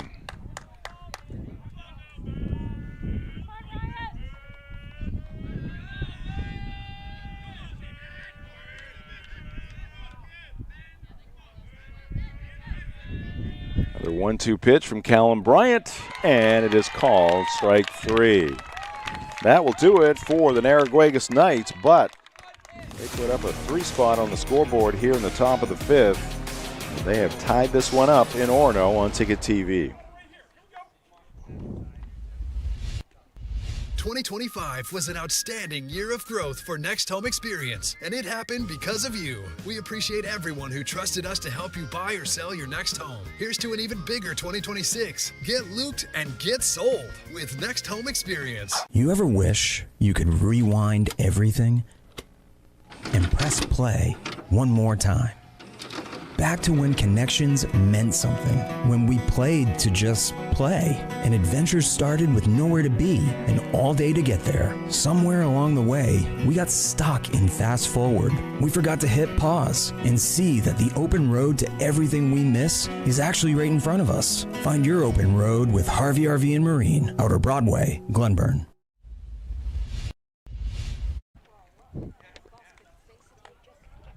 Taking a sip of my nice warm drink that I stupidly left in the sunshine. Jim Churchill, Ernie Clark here in the Darlings broadcast booth. Got a good one in this Class C prelim matchup between Narraguagus and Orono. You see there, Red Riots got on the board first in the first. RBI double by Kaysen Bagley. They tacked on 2 more in the 4th inning. Andrew Barrett, RBI triple. Callum Bryant, an RBI base hit. But with 2 outs and the bases empty, a base hit by Max Worcester led to 3 runs for the Narraguagus Knights to tie this one up. Biggest hit in that half inning, Miles Worcester, a 2-run single. Ben Thompson back to the hill here for the Narraguagus Knights. Starting to get up there a little bit in the pitch count. 74 for Thompson through 4, and Bryant up to 81 through 5 for the Red Riots from Orono. Once again, a reminder of the live events on Maine Sports Leader 92.9 The Tickets. Red Sox continue to struggle. The thing is, though, you look at the American League standings, and there's a lot of teams maybe not struggling quite as bad as the Red Sox. There's a few teams worse, but there's just a lot of kind of average teams. Just not a very good. Kind of like the Eastern Conference was perceived in the NBA this year. Right. NBA Finals, game number 4. Knicks now leading 2-1 after the Spurs picked up the victory last night. Breaking pitch misses high. Now, Marcus Caesar, who's in the trailer and the producer, co-host on the Morning Roast, I think I heard the other morning, get it to it after this pitch. Here's the 1-0. Matt Allen has a base hit to lead off the 5th inning here for the Red Riots. Stroking one into center field. I gather from what he was saying, now he's a Miami Heat fan living here in New England. Okay. Hosting a local show in Bangor, Maine. I think he was intimating that he was kind of rooting for the Knicks. You can't root for the Heat and the Knicks. You just can't do it. I don't believe that. I don't believe what you're telling me, Jim. Well, I don't know. Oh, okay. So if it was the Thunder in the finals, he would have been cheering for the Knicks. Yeah, but you can't do that. You can't cheer for him against anybody. I'll sum that up.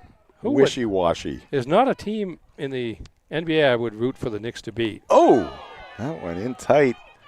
Wild pitch. Sumner Stitham able to evade that inside fastball, and it's a wild pitch. Allen advancing to second base. It's 2-0 on Stitham. Now Orono with a runner in scoring position. Nobody out. Chance to regain the lead here.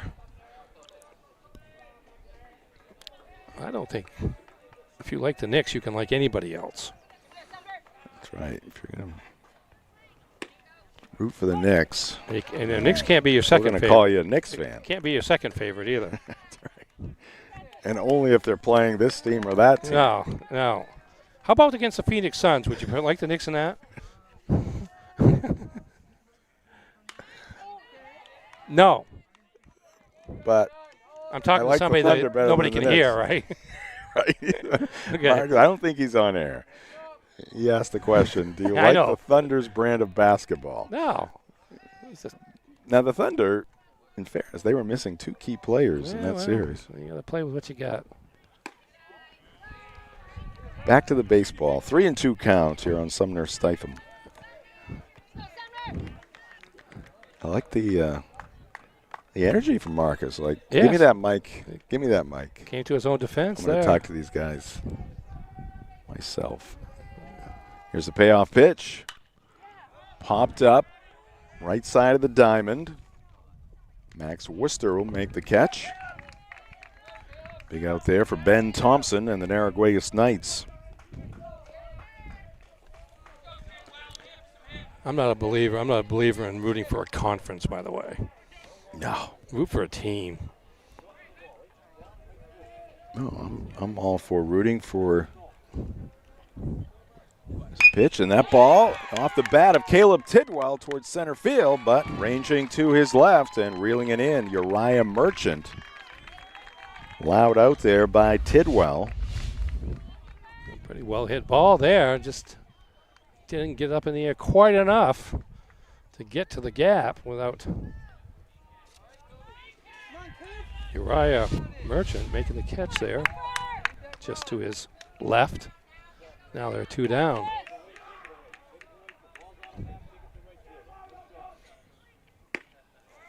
Good fastball there. From Thompson to Cooper Brown. Cooper 0 for 2, a strikeout and a flyout. Now, if it's Northern Maine against Southern Maine in the high school ranks, that's a little different for me. Yeah, that's us against them. That's right. And that is a base hit. Nice piece of hitting there by Brown. Here comes Allen rounding third, and he will make it, sliding in safely. Brown going for second. He gets there standing. The Red Riots back on top. Cooper Brown goes the opposite way. It's now 4-3 Red Riots.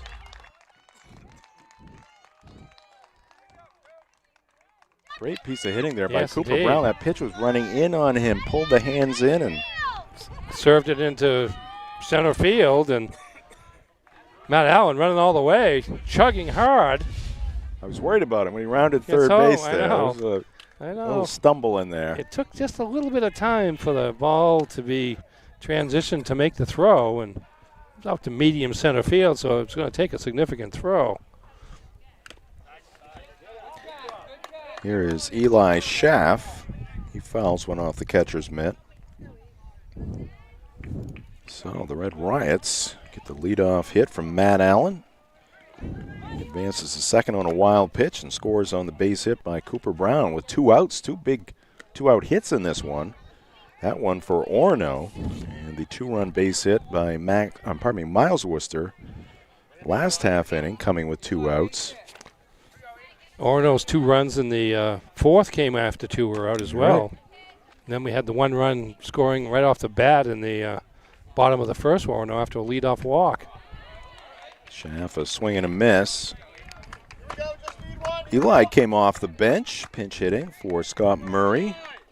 Lined one to right. He would score the second Orono run. Down to the count here, 1-2. Curveball, and just outside. Thompson wanted it. He took a step or 2 towards that third base dugout. Eli Schaff, a sigh of relief. His hit came on an 0-2 pitch.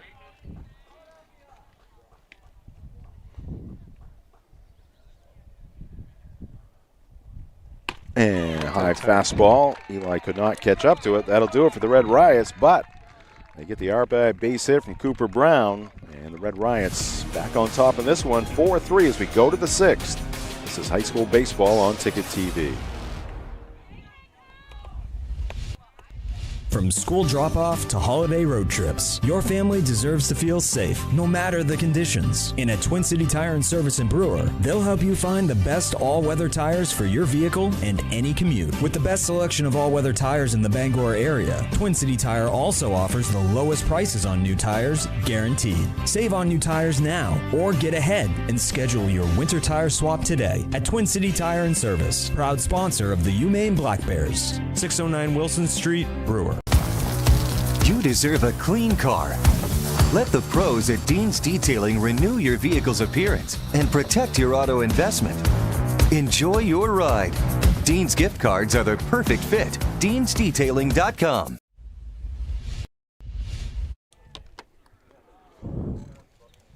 We are back here at Orono High School. Jim Churchill, Ernie Clark with you. Orono with a 4-3 lead over Narraguagus in this prelim matchup. Orono number 8, Narraguagus number 9 coming into this one. Reminder, coming up on June 22nd from Hero Sports Grill and Entertainment Center in downtown Bangor, it is the 3rd annual Ticket Awards, the 2026 edition. The event will be broadcast live at 929theticket.com and on the Ticket app via Ticket TV. 35 categories of excellence for the 2025-26 sports season. Round 3, a very short round, very small round, just the School Spirit Award. I don't know how many schools we listed there, but all within 60 minutes of Greater Bangor, or Bangor I should say, and there's at least 20, maybe 25 schools listed there. And cast your vote for your favorite school. Be an expression of school spirit. That's right. That's the whole point. Breaking pitch outside, ball 1. And then in the 4th and final round, which will get underway on Thursday, we have a plethora of voting for you to do. A lot of spring sports. It is the voting season. Indeed. Swing and a miss. The batter is Ryder Fenton, number 6 batter in the lineup for Coach Robertson. 1 ball and 1 strike to the Guagus shortstop. Fenton has flown out to left and flown out to center. Takes a strike. He'll be followed by Uriah Merchant and then Bryce Nichols, 6, 7, and 8 in the Knights lineup.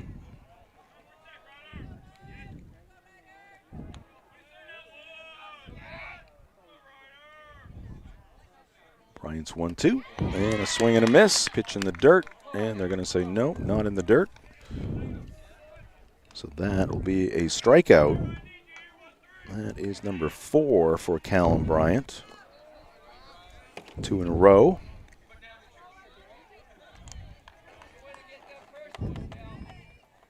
Six, 7, and 8. The order up for Narraguagus here in the 6th.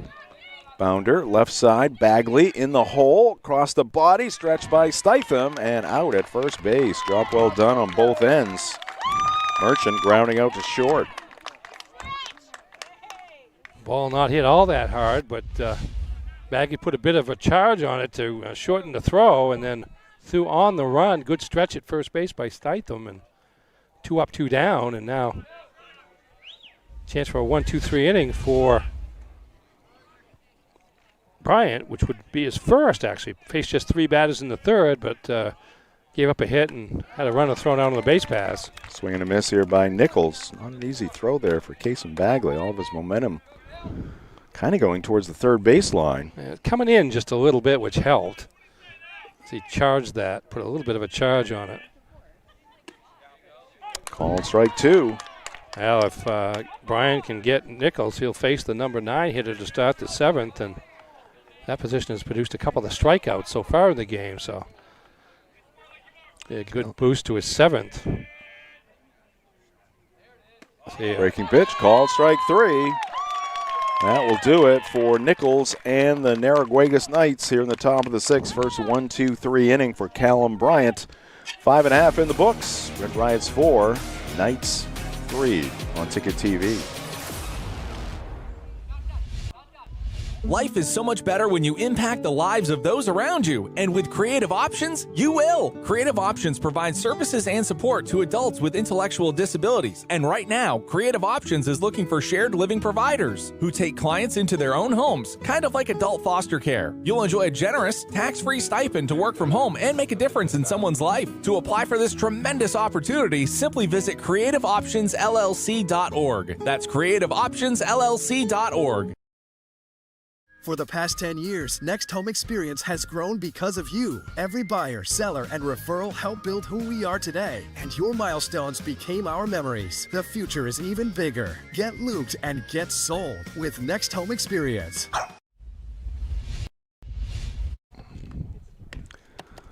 Ben Thompson still out there for the Narraguagus Knights, getting set for his 6th inning of work. 4-3 our score. Through 5 1/2. Today's ball game here in Orono, brought to you by Crystal Clear Family Pet Center. Watching high school sports this spring on Ticket TV. Don't forget your pets. Visit Crystal Clear Family Pet Center, 33 High Street in Ellsworth. Locally owned with expert care for your feathered, finned, and four-legged friends. Find them on Facebook. Also brought to you by Quality Automotive in Brewer, where reliable service meets expert care. From routine maintenance to major repairs, their team keeps your vehicle running right. Experience the Quality Automotive difference at 13 Abbott Street in Brewer. Visit qualityautomotiveme.com. Nolan Bagley will lead things off here for the Red Riots in their half of the 6th inning. He'll be followed by the top of the lineup, Andrew Barrett and Callum Bryant.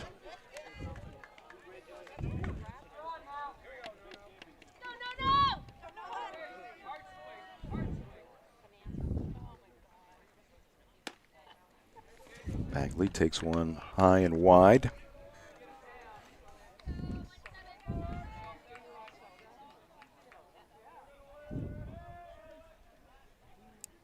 Thompson's 1-0. That's a called strike. RBIs in this one for the Red Riots. Kason Bagley, Andrew Barrett, Callum Bryant, and Cooper Brown. Drove in the go-ahead run last inning for Orono. 2-1 now on Bagley.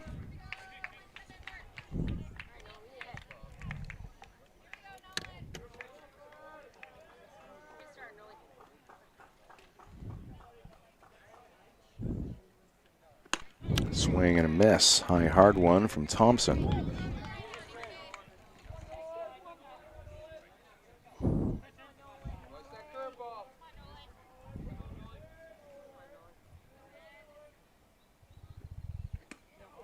Low and inside, full count here to Nolan Bagley.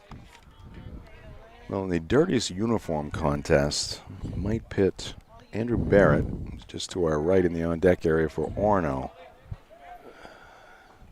And then Brody Robertson, the catcher for Narraguagus. Cut on miss.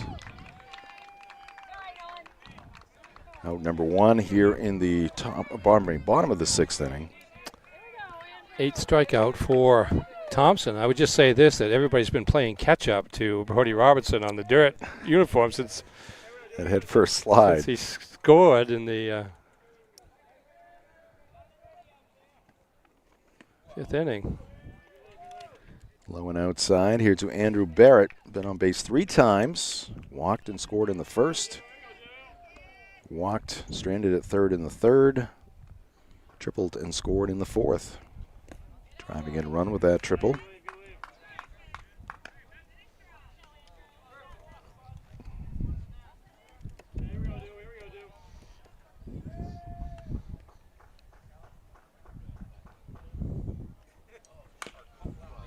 And this one chopped up the first base line. Foul. 2 balls and a strike.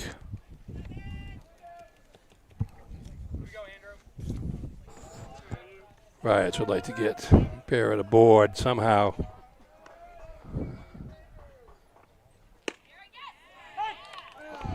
Strike 2. 2-2 on the Orono leadoff man.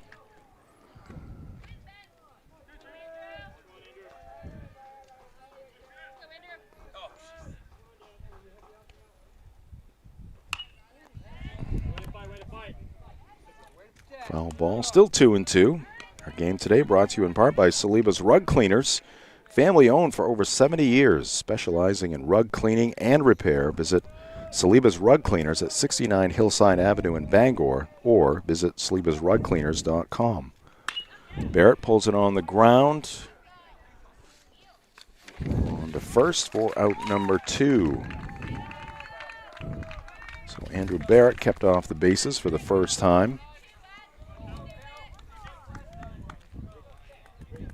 Brings up Callum Bryant, pitcher of record for the Red Riots, officially 1 for 2. Flew out to left field in the first, laid down a sacrifice bunt in the third, had an RBI base hit in the 2-run fourth for the Red Riots.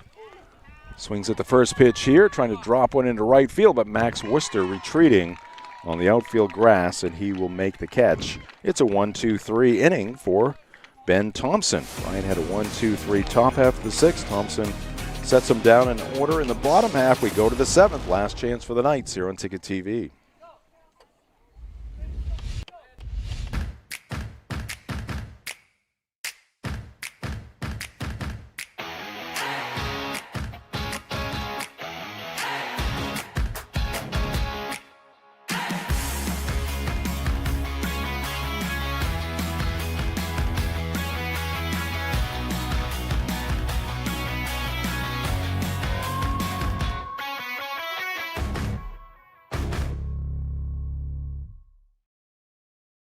My name's Mia, and McDonald's is helping me earn my degree.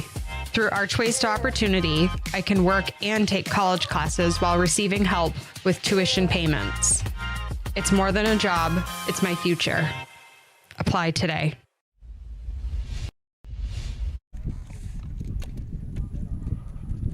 Back here at Orono High School, we have reached the top of the 7th inning. Narraguagus coming to the plate. They trail in this one by a score of 4-3. 3 outs left for the Narraguagus Knights.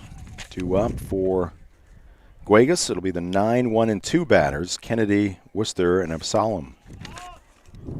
Against Callum Bryant, looking to go the distance here for the Red Riots. Our game today brought to you by Bangor Floral. Make memories, send flowers from Bangor Floral in the In-Town Plaza, 332 Harlow Street in Bangor. Bryant's given up 5 hits, 3 runs, 5 strikeouts, 3 walks, 4 wild pitches, but in line to get the win with 3 more outs. Stay tuned after the ball game for the McDonald's post-game show. We'll have game highlights for you. Ernie will have the game recap of the stats in this one. Also announce our play of the game and our player of the game as well. First pitch, strike 1 to Braden Kennedy.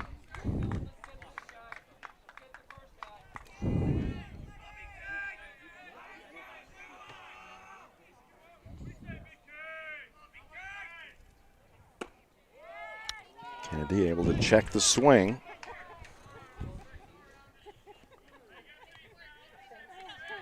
Deep holes in that right-handed batter's box. Kennedy's back foot is on a higher spot, and the front foot is down low. Fouls this one back. Like he's got all his weight on his front foot. 6 inches into the ground. Yeah.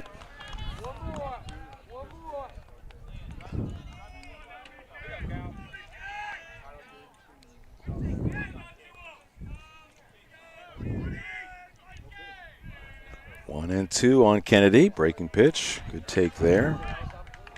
2-2.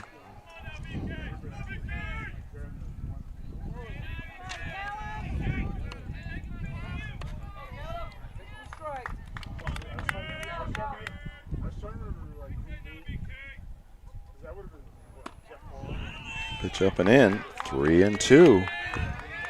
I'm sensing the back of my neck is going to be red, Ernie. Yeah, I would feel a little crispy back tend to there. agree with you. Mine was already a little red. I mowed yesterday and it was sunny out. But I put some stuff on it, so it kind of eased the sting. Yes. High fly ball, left field. Cooper Brown barely has to move out there. He reels it in for out number one. Pretty good at bat there for Kennedy, trying to get on base to start the 7th inning, but he will fly out to left field on a 3-2 pitch. Now we're back to the top of the order, which had quite a bit of success against Bryant the last time around, beginning with Max Worcester. Worcester was 2 for 3. Started a 2-out rally in the 5th. Base hit. Fouls this one off to our left.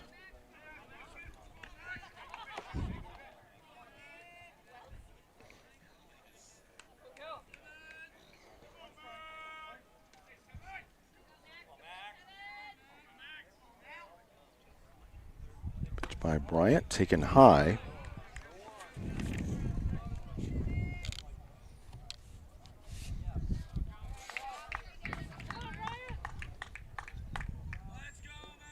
Five more postseason games on Ticket TV after this one.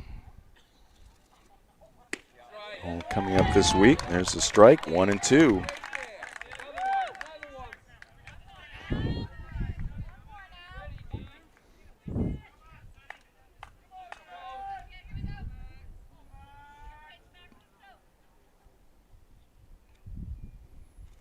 Bryant's 1-2, a breaking pitch, swing and a miss, but it's going to go to the backstop, and Worcester will reach. So a strikeout for Callum Bryant, but which was down in the dirt, got past the catcher Flutie to the backstop. So a one-out base runner here for Narraguagus. Absalom coming up.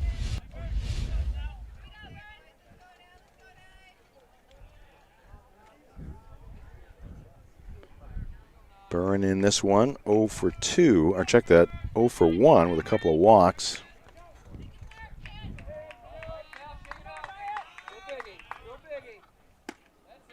Strike one. Brody Robertson due up next. Knights trying to rally here in the 7th, down by 1. In the air, right field. Eli Schaff is there, and he makes the catch. That's out number 2, and now Narraguagus down to their final out.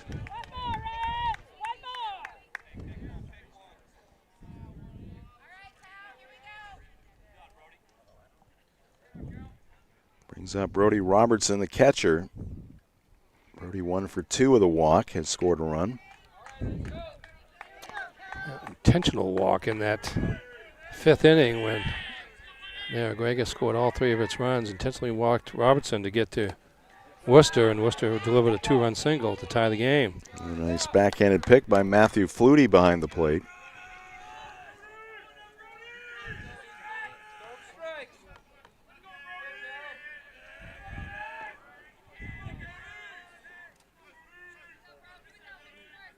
Slide step, pitch, hit high in the air to left field. Wind going in that direction. That ball is carrying, and it's going to be off the glove of Cooper Brown out near the fence. That's going to be a double for Brody Robertson, and scoring all the way from first base is Max Worcester, and we are tied at 4. And the Knights have life. Almost a spectacular catch out there by Cooper Brown. For a split second, I thought he had it. Kind of had to reach back once he got to it finally. That ball just continued to carry. We talk about how the wind's not blowing much now compared to what it did earlier in the game, but that ball off the bat didn't seem like it was going to the fence, but yet it made it all the way and tied this game up. So 4-4 our score. Knights down to their final out, and on a 1-0 pitch, Brody Robertson a towering shot to left field. That is the first extra base hit for the Knights. 6 hits altogether. Now, Narraguagus with the potential go-ahead run at second base for their cleanup batter, Miles Worcester, who had a 2-run hit his last time up. He's 1 for 3.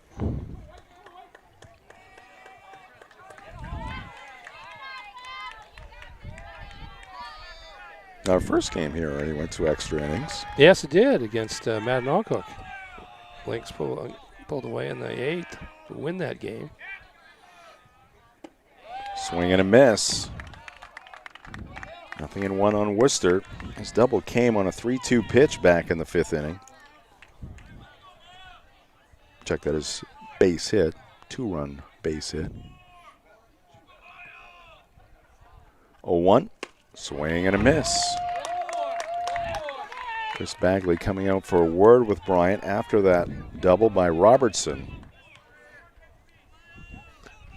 He's got Worcester out in front of him on the first 2 pitches here.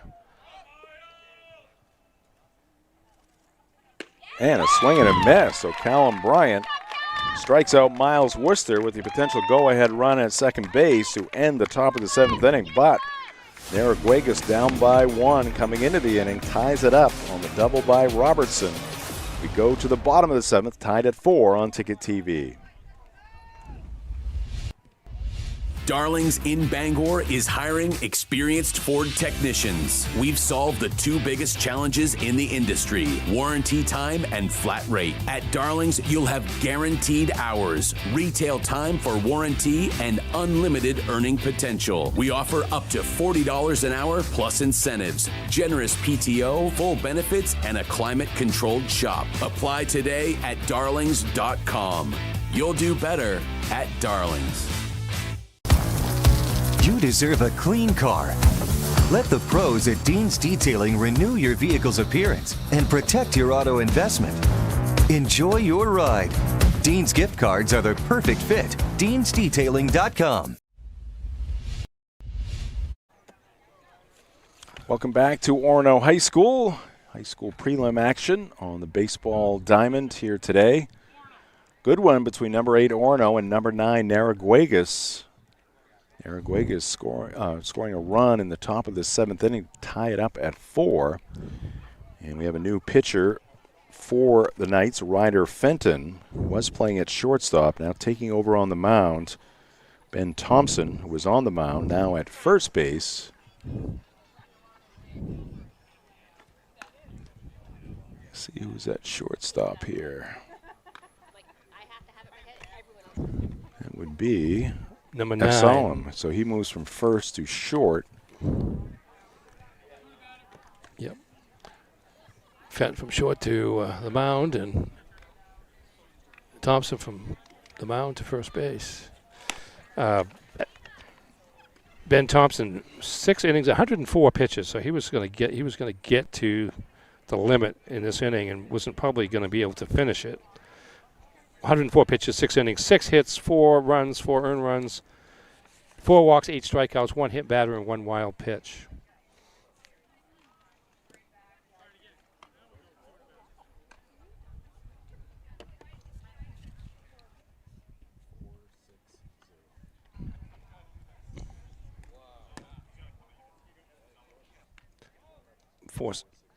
Right. All right, due up for the Red Riots here against Fenton. In the home half of the 7th inning, it'll be Kaysen Bagley, the number 3 batter, followed by the cleanup hitter Matt Allen, and then Sumner Stitham. Fenton having a little control problems out there, throwing his warm-up pitches, threw a couple to the backstop. Don't know if that was his Randy Johnson impersonation or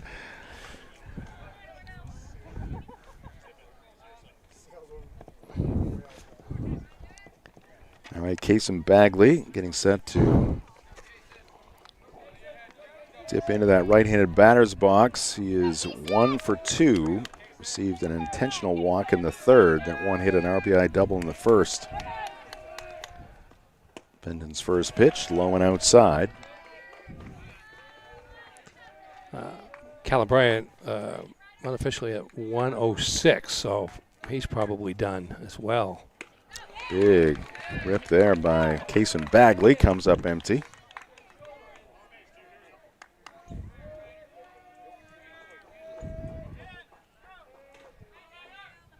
Breaking pitch, good one. 1-2.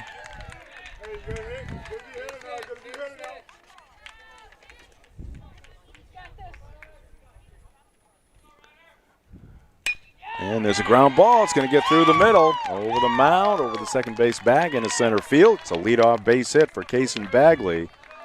He's 2 for 3, and he represents the winning run at first. See how Orono plays. You have your cleanup hitter, Matt Allen, senior, up at the plate.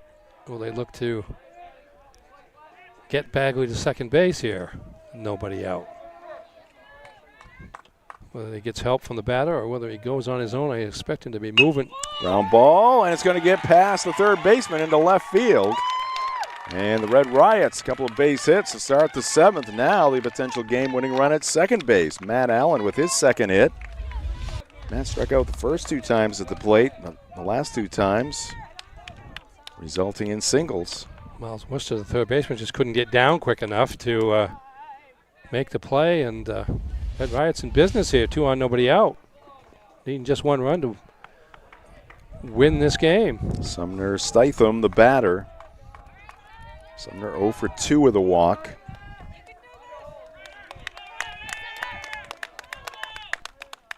Whoa, that one very high. Robertson reaching up to haul that one down. Coach Jamie Robertson under that third base dugout with some instructions for his outfielders.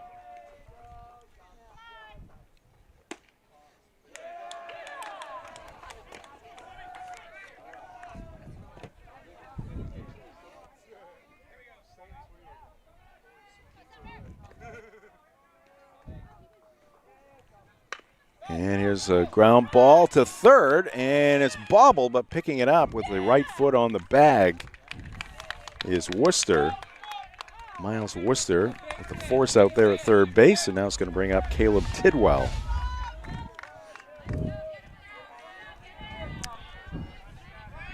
Good job by Worcester saving that play after the bobble. Stayed close enough to third base. All he had to do was gain possession of the baseball for the force out.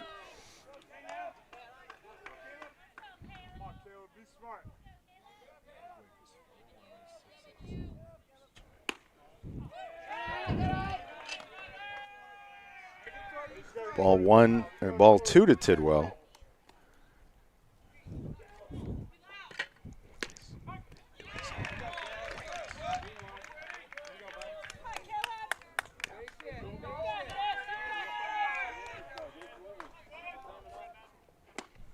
And that one misses. Caleb 0 for 3, flying out to center field his last time up. Heading the count here, 3-1. Narraguagus does not want to put the potential winning run at third base with just 1 out. This one is hit high to left center field, and the catch will be made out there. Hanging on to it, Uriah Merchant. Showing some pretty good range there to get over to left center, because left fielder wasn't going to get to that ball. Merchant tracked it down, and now 2 outs. So this inning started very well for Orono with consecutive base hits from Kason Bagley and Matt Allen. But since then, a force out at third, now a fly out to center. And here is Cooper Brown.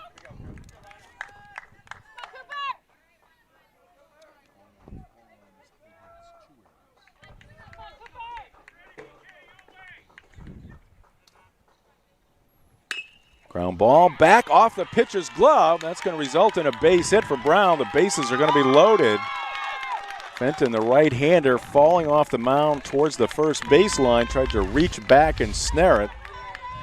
Got some leather on it.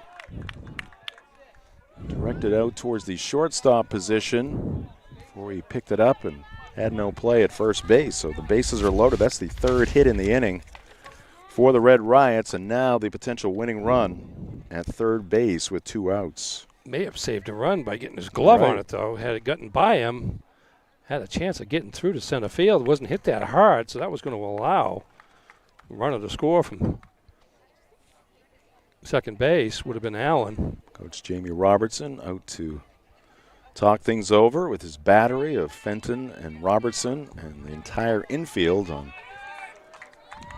all of the scenarios here with the runner at third base. That's the only man that counts right now.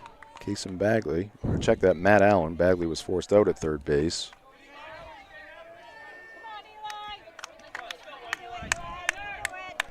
Matt Allen creeping down that line. Of course, Robertson, the catcher, is going to be aware of blocking everything he can. Swing and a miss here by Eli Schaff.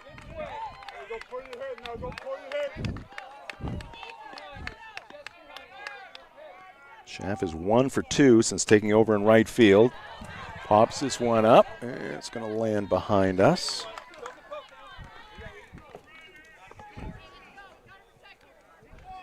Thought you might have a play there, Ernie. Yeah. Number 25 is making the play over there. Get a head start on me. Fenton comes set. Here's his 0-2 pitch, breaking pitch down in the dirt. And nice job there by Robertson to square that one up, keep it in front.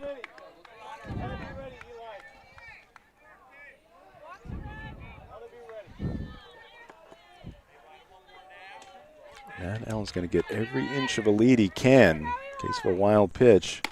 And one up and in. Count evens up at 2-2. Nowhere to put Eli Schaff. Fenton takes a deep breath. Gets the sign from Robertson. The right-hander sets, pitches, and it's up and in. Ball 3. One more wide one. And the Red Riots will be moving on to the quarterfinals. One more out with Schaff at the plate, and we'll be going to the 8th inning. What's it going to be? Fenton delivers, and it's hit towards short. And the throw will go to first, and they will get Schaff, and that will do it for the Red Riots here in the bottom of the 7th inning. They will strand 3. We head to the 8th, still tied at 4 on Ticket TV.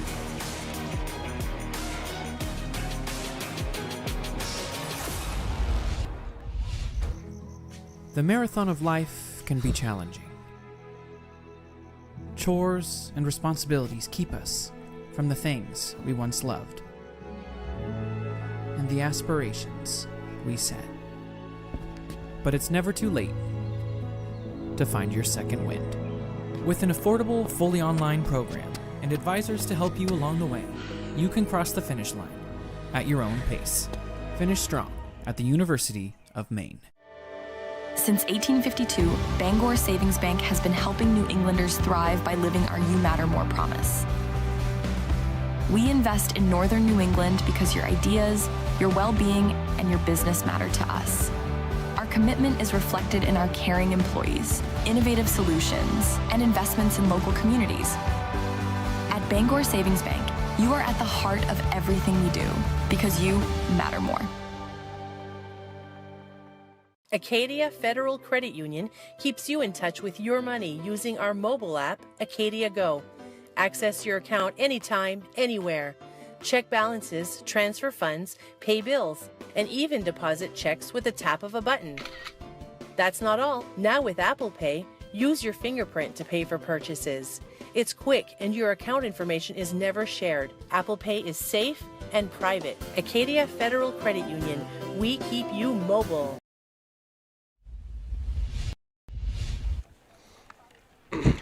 All right, we are headed to extra innings here. Tied at 4. Orono had a 3-0 lead through 4 innings, but Narraguagus plated 3 in the top of the 5th inning. Orono retook the lead in the bottom of the 5th inning, and then Narraguagus down to their final out. Got a big double from Brody Robertson, scoring Max Worcester all the way from first base to tie it up. Orono had the bases loaded in the bottom of the 7th inning, but could not get the game-winning run. So we move to the 8th, and we have a pitching change here for the Red Riots.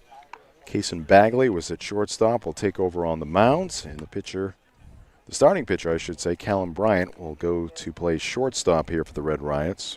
Callum Bryant, 7 innings, 106 pitches, 6 hits, 4 earned runs, 3 walks, 7 strikeouts, 5 wild pitches, including 1 there in the top of the 7th on a strikeout that allowed what turned out to be the tying run to reach first base with 1 out in Max Worcester.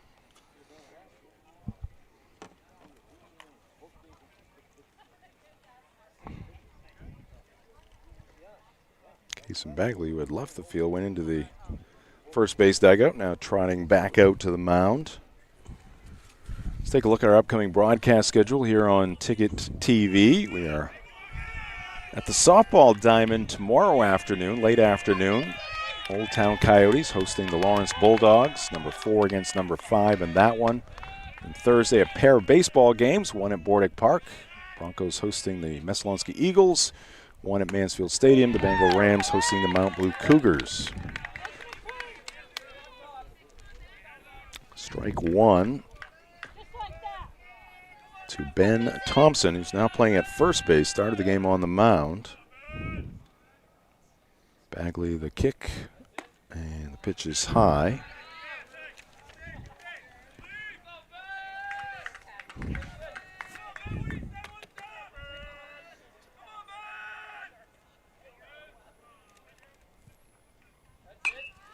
And this one is fouled back out of play.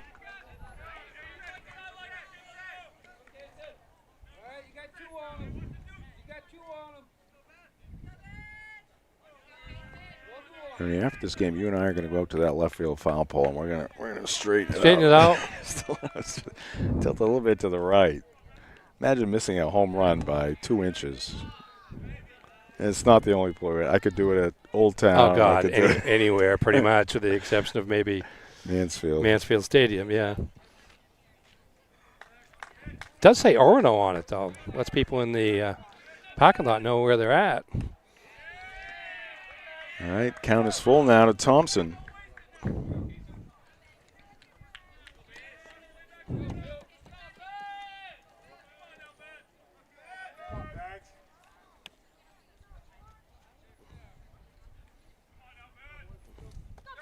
So both pitchers in the game started at shortstops. Played 7 innings, 2 hours at shortstop, and now trying to save their team's season. Here's ball 4, so a leadoff walk here to Ben Thompson.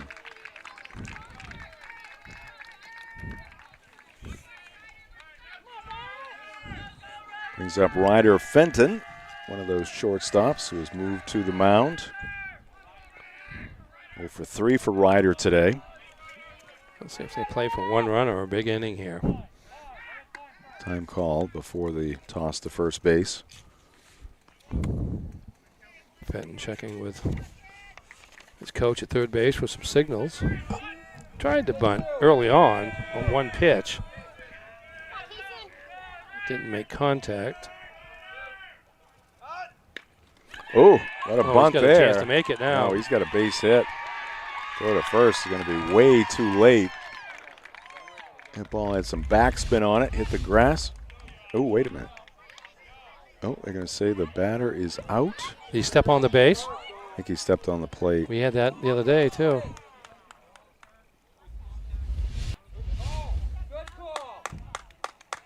How can you see the base? Oh, I can see it. I'm just kidding. There's Dusty over there. That's 2 calls. 2 of those calls we've had in the last couple of games. And the runner, so it's a dead ball as soon as he steps on the base, and the runner goes back to first base. Wow, that was a beautiful bunt. Let's take another look at it here. You can see the plate in the midst of the dust there. Bad out right front. there. Oh, step right on the plate. Right foot. Whoa. Whoa. That's about us. You see, I didn't even move that time. Well, the chain link fence certainly I helps. would have just gone like this. If it had gone over, reached up with my right hand and nailed it. Yeah, tomahawk attack there by Uriah Merchant. Pulls it foul. I wonder how much that gets taught when you talk about. I mean, you're so focused on laying the bunt down that you got this little obstacle in the way you can't stand on or step on. Yeah, you saw on a replay. His right foot on the home plate just as the ball was connecting with the bat. Yeah. He was trying to get a running start, which served him well for the moment. He got to first base in time. There goes the runner at first, and there's a base hit to left field.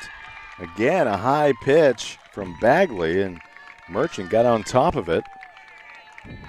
So Thompson up to second base. Merchant with his first hit. Thompson had a good jump there, but he could see the play in front of him, knew there was nothing more that he could do to get to second base. And so now 2 on and 1 out. Merchant with his first hit of the game. Batter is Bryce Nichols, left fielder, 0 for 3.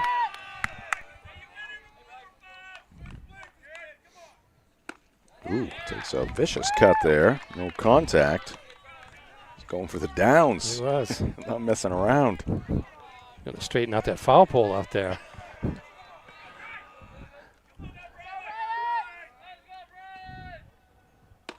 That one over his head, ducks underneath. 1-1. Again, the McDonald's postgame show coming your way whenever this game ends. No lights here at Orono. It's So about can 8 only o'clock. go so far. Yeah.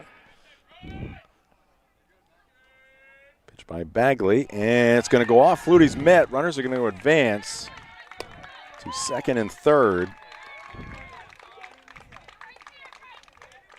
Flutie had to come out of his crouch for that high delivery and had it go off the end of his mitt. So now the potential go-ahead run at third. Count is 2-1 on Bryce Nichols. Braden Kennedy due up next. Bagley's pitch. That's a called strike. 2-2 the count on Nichols.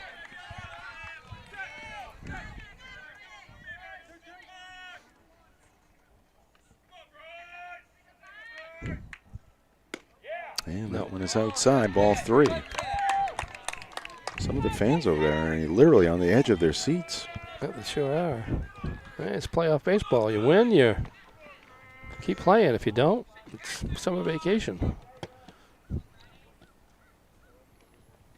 Swing and a miss. Big strikeout there for Kason Bagley. That is out number 2. And now here is the number 9 batter, Braden Kennedy.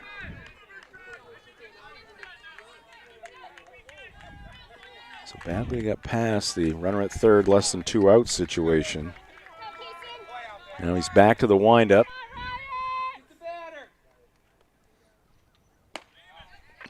And it's up and away.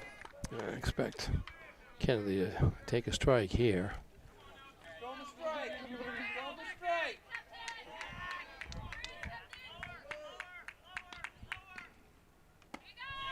Two and 0.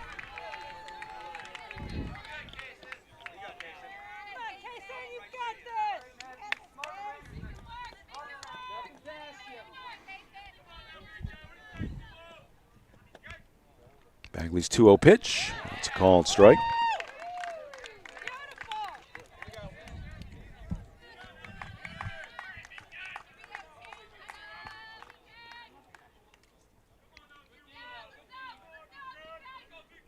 Right-hander's pitch, and a swing and a miss. For Orono, they have their 9 1-2 batters due in the bottom of this 8th inning. Nolan Bagley, Andrew Barrett, and Callum Bryant. Kason Bagley takes a deep breath into his windup, his pitch, And it's low. Full count. Second straight full count for Bagley, his third here in this 8th inning.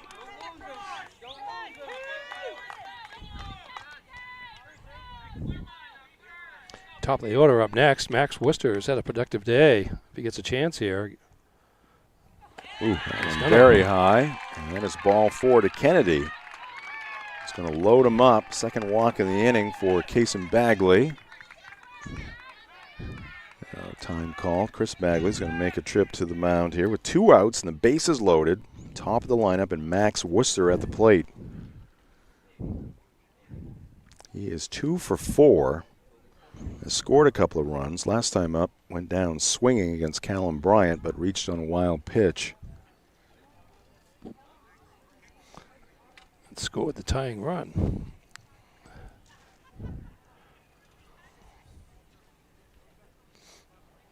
All right, coach has had his say. Heads back towards the first base dugout. Worcester having some words with head coach Jamie Robertson down near the third base bag. He'll head towards the plate.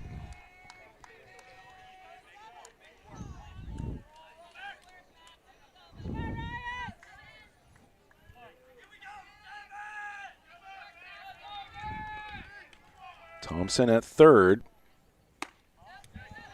Pitches up and away. They're coming out, Jim. Bugs, come on now. They like this twilight. Yes. Got that guy. And there's a ground ball towards short. Bryant goes to third, and they nice play. Get the out there.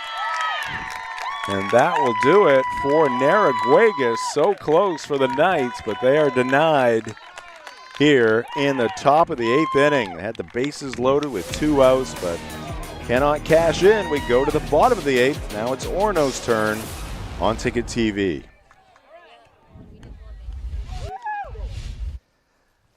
Hi, I'm Steve Prey. My father built Prey's Auto Sales on trust, integrity, and dependability. Today, we work hard to carry on those same qualities. Prey's Auto Sales has now grown to 2 locations, which gives you a bigger and better selection to choose from. We have a wonderful service department. They really thoroughly examine every vehicle before we sell it and also maintain your vehicle after the sale. Our financing department works with banks, local credit unions, and alternative financing to help you get in the vehicle of your choice. At Prey's Auto Sales, you don't have to wait for a sale. We offer every day guaranteed lowest price. We really are an extended family of grandparents, parents, kids. Come on out and see us and you'll see why we've been in business for 40 years. Plus, we do free appraisals. Prey's Auto Sales, out of Broadway, Bangor.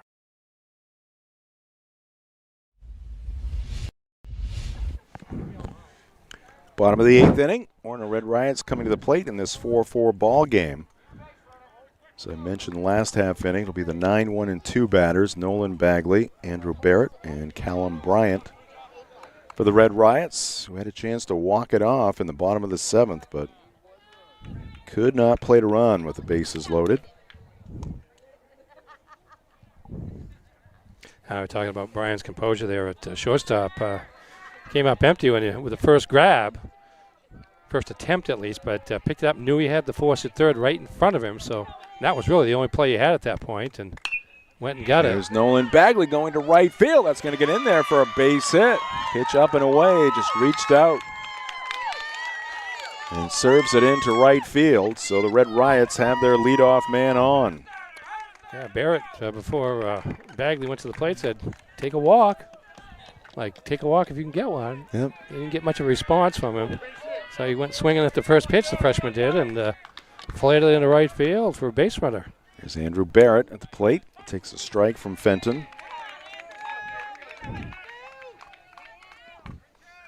Andrew on base 3 times in this one, officially 1 for 2. 1 hit, an RBI triple back in the 4th. He's also walked a couple of times. Now facing a 1-1 pitch. Fenton, a quick worker, sets, pitches, and Barrett hits a ground ball to second. Worcester goes to short for 1, but Barrett will reach on a fielder's choice. Nolan Bagley erased, 4-6. That was a position you could have went for the sacrifice in that situation. Nobody out. It's runner to second base with 2, 3, and 4 in the line coming up, but also don't necessarily want to take the bat out of Barrett's hands either, so you give him the chance. Pitches inside to Callum Bryant. Callum is 1 for 4 in this one. RBI base hit in the 4th. Let's put the ball in play in each at bat. Hitting the count here, 2-0.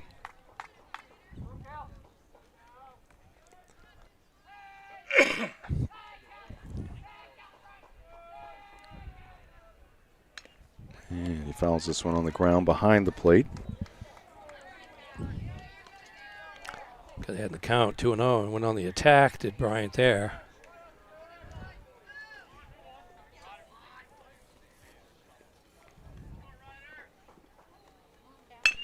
Ground ball towards third. Long throw to first is going to be in time.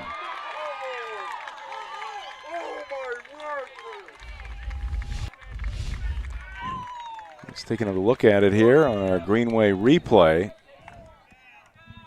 One hopper. Ooh, boy, that very is close. Very close.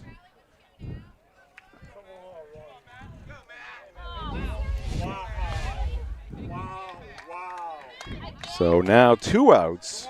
Barrett with speed does move into scoring position at second base. Another intentional pass to Kason Bagley. So he's on at first, but the only man that counts is Barrett at second. Here's Matt Allen at the plate. Takes ball 1. Matt has come to life in this one at the plate. Struck out his first 2 times up, but since then, 2 base hits.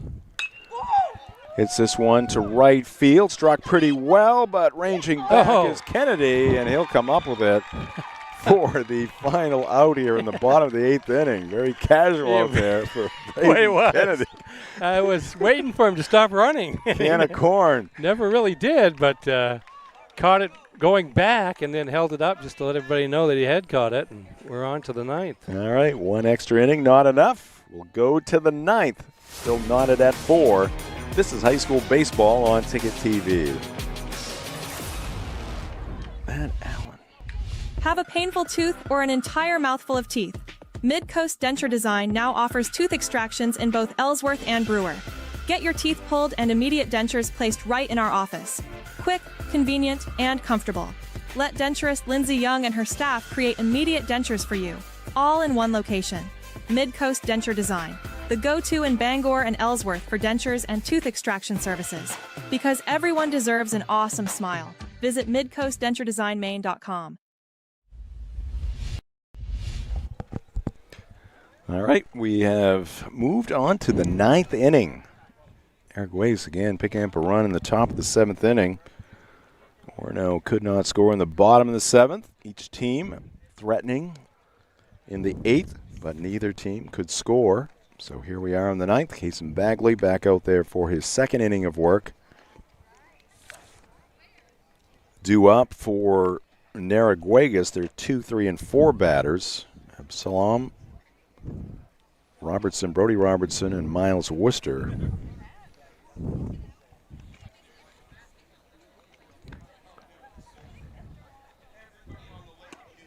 Orono number 8, Narraguagus number 9.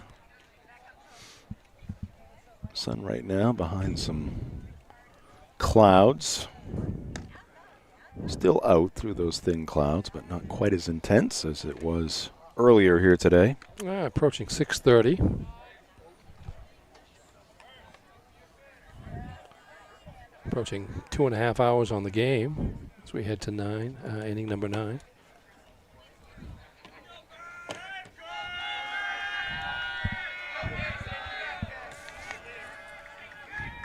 Absalom, first baseman,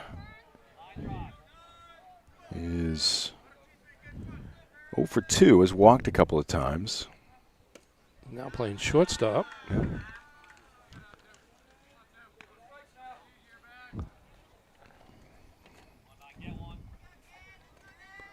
First pitch, a ball. Bagley delivers, and that ball is laced down the left side, hooking foul. Good bid for extra bases there. Late hook on that line drive. Carried it into foul territory.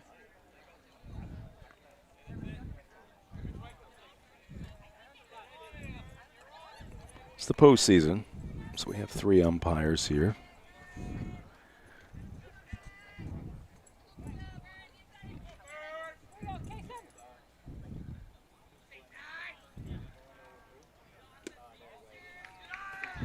Low, maybe a little outside, 2-1.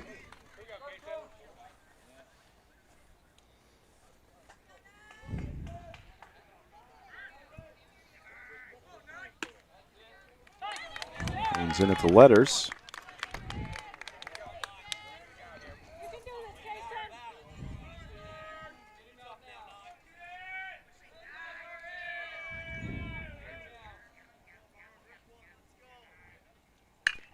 This one pulled on the ground foul. Still 2-2.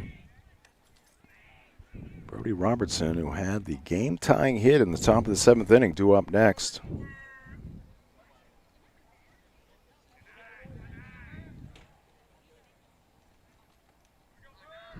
Bagley's 2-2. Breaking pitch, missed high.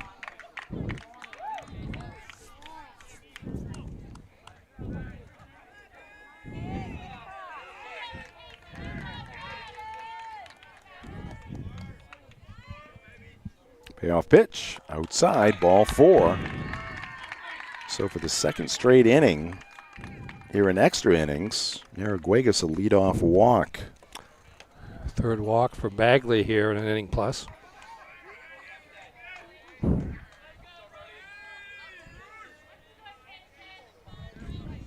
Brings up Brody Robertson. He is 2 for 3 officially. Also has walked, has driven in 1, and has scored 1.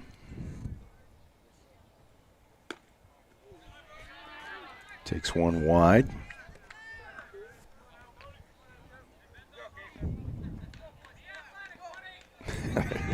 Final out in the bottom of the 8th inning. Braden Kennedy in right field just kept running and running.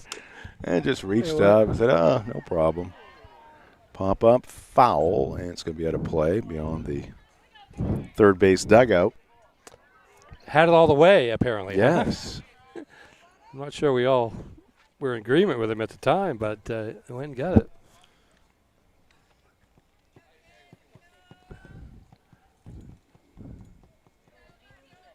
Supporters of the Knights and the Red Riots hanging in here.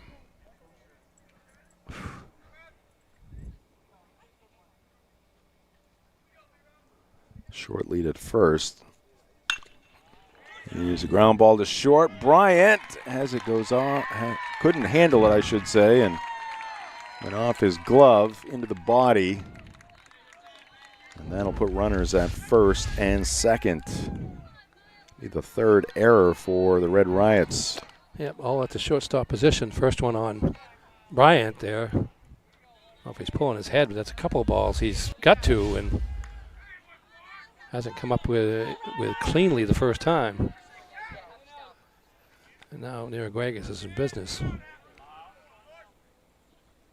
No bunt shown here with runners at first and second, nobody out. Cleanup batter Miles Worcester at the plate. 1 for 4, the 2-run base hit in the 5th.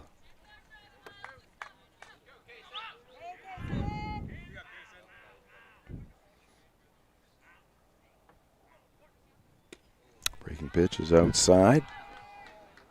2-0.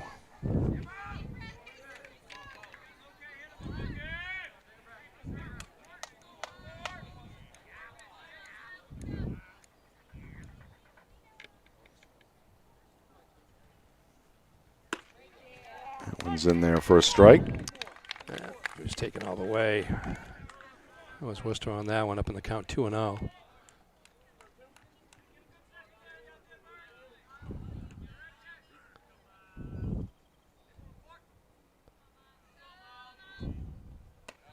Up and away, ball 3.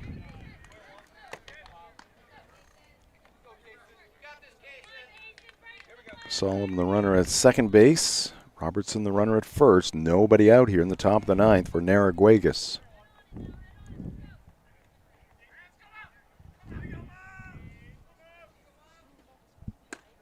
It's in there. Count is full.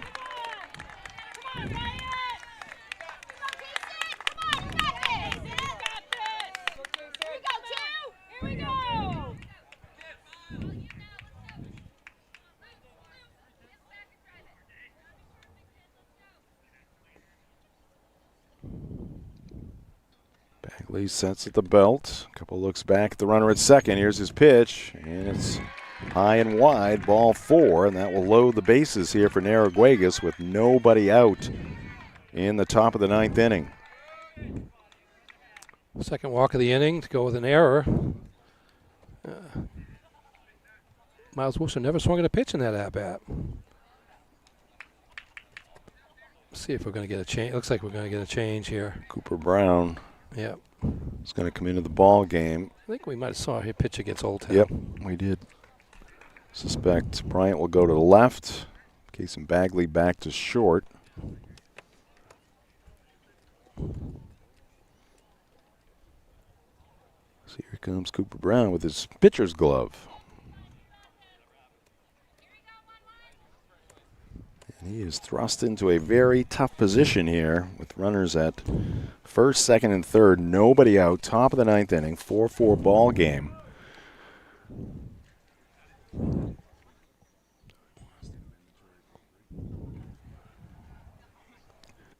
All right, with the pitching change, we will take a 60-second break here on Ticket TV. Cooper Brown on. We come back. Knights with the bases loaded. Nobody out in the top of the ninth inning. 4-4 our score on Ticket TV. For over 80 years, Seaboard Federal Credit Union has been putting its members first. Founded in 1940, we've grown alongside our communities with branches in Bucksport, Ellsworth, and Herman. We're not a big bank, and we're proud of that. We're member-owned, community-driven, and here to help you build a better financial future. Whether it's saving for a goal, buying your first home, or simply managing everyday life. Seaboard Federal Credit Union, the smart place for your money.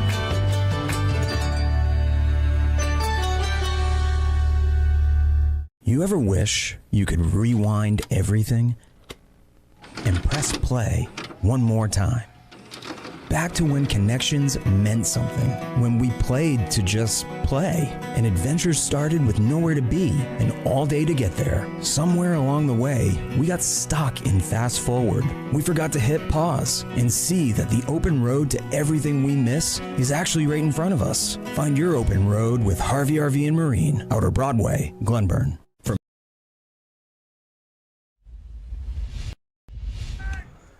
All right, Cooper Brown. Some warm-up tosses coming in from left field to take over on the mound for Kason Bagley. Narraguagus here in the top of the ninth inning in this tie game with runners all over the place. Bases are loaded here for the Knights. Brown has completed his tosses. Here's his first pitch. Runs inside on Ben Thompson. Thompson started the game on the mound.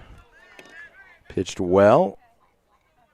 At the plate, he is 1 for 3 with a walk. Swing and a miss there.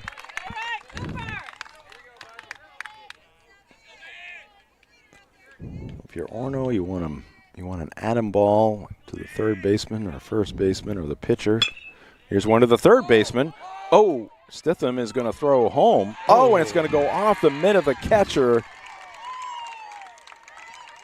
as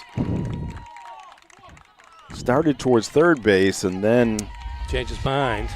Went home, which should have been the first play. Because yep. he got exactly what you said they needed. An atom ball. It was right at him, and his first instinct was to go to third base rather than come home. Didn't have that talked out quite well enough, apparently. So Narraguagus gets the go-ahead run. Solomon scoring from third base. Robertson now the runner at third. Worcester at second. Thompson reaching on the fielder's choice. Base is still loaded. 5-4 Narraguagus. Nobody out. And squeeze play was on here with Ryder Fenton at the plate. Got the bunt down but foul. There's no RBI on that play, is there? No. I mean, that has to be an error on the throw, I would say. Yeah, it would be Orono's 4th error. Yes. And this ball is smacked to left field, struck well. Callum Bryant going back. It's going to be over his head. It's going to go all the way out near the fence. 2 runs are going to score. Throw comes back in, and the stop sign is put up for Thompson. But Ryder Fenton, who is the pitcher of record right now, comes through with a 2-run double. Let's take another look at it. Callum Bryant going back hard, but had no chance. To that gap there in left center, and 2-run score, and now it's a 3-run lead for the Knights, their first lead of the game, correct? It is. Trailed 3-0, it was 3-3. Trailed 4-3, it was 4-4, and now bunt attempt to the right side. It's going to stay foul. Uriah Merchant at the plate. And still nobody out.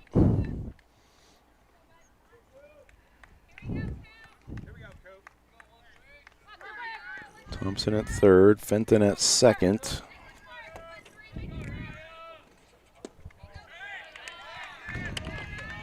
One and one to Merchant. Uriah, 1 for 4, had a base hit his last time up. Ground ball to third. Tidwell will go to first and get the out there. But another run will score. Thompson in from third base to make it 8-4, Narraguagus. Ball hit that hard, and Thompson on his way home on contact. Fenton gets to third base on the play. Give an RBI to Merchant. Yes. Nichols at the plate, pops it up foul. Flutie going back, and it's going to be into the fans.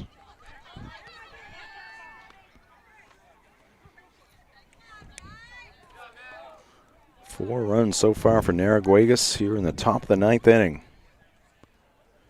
Extra inning baseball here in this Class C prelim.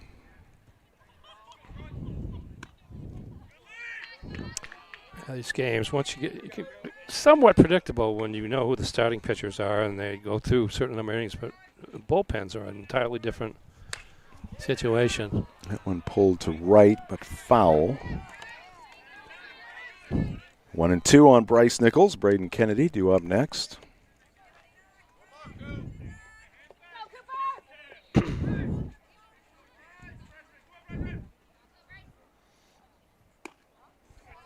Pitch is high and wide, 2 and 2.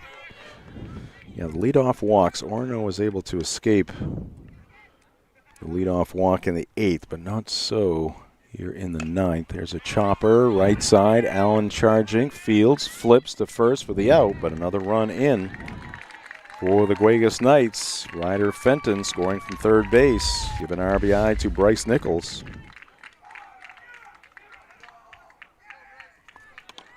2 down, and the base is empty. 5 runs in for Narraguagus. Well, Orono certainly has had their chances here. Yeah, I mentioned led 3-0, 4-3.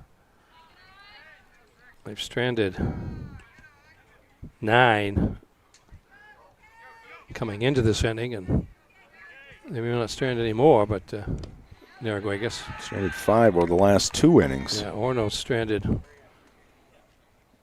Oh, Orono has stranded 5 over the last 2 innings. Yes, indeed. 5, 6, 7, 10, 12. They've stranded.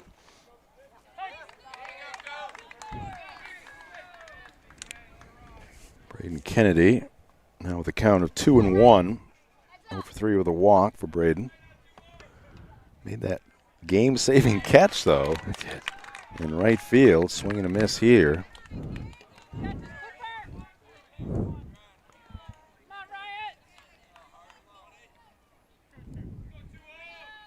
Off the bat, looked like Matt Allen was going to be the hero for the Red Riots with a game-winning hit, but Kennedy tracked it down. Kennedy will swing and miss here. Narraguagus sends 8 men to the plate in the top of the 9th inning. 5 of them score. We go to the bottom of the 9th. It is Narraguagus 9, Orono 4. This is high school baseball on Ticket TV.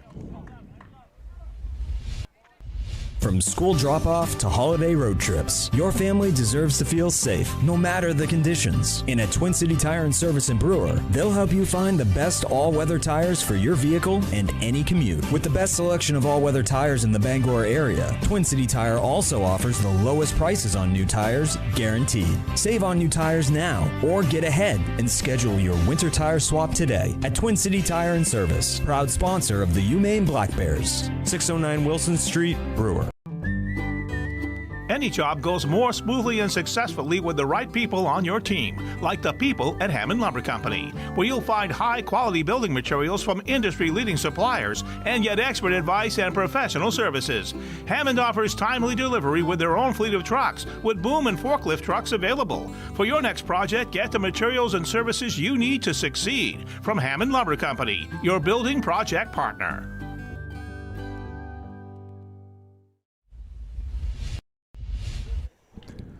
Welcome back to Orono High School. Great to have you with us here on Ticket TV. Jim Churchill, Ernie Clark from the Darlings broadcast booth.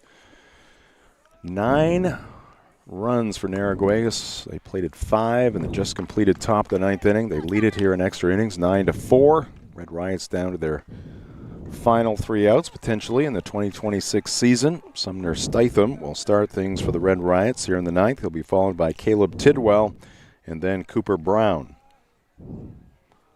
Ryder Fenton in line for the win if he can keep the Red Riots at bay here in the bottom of the 9th. Fenton's pitched 2 scoreless innings, but not without adventure. As Orono left the bases loaded in the 7th and had runners aboard in the 8th as well. Strike 1 to Sumner Stitham. Sumner, an infield single in the 7th. He's 1 for 3 with a walk. Takes a ball here, 1-1.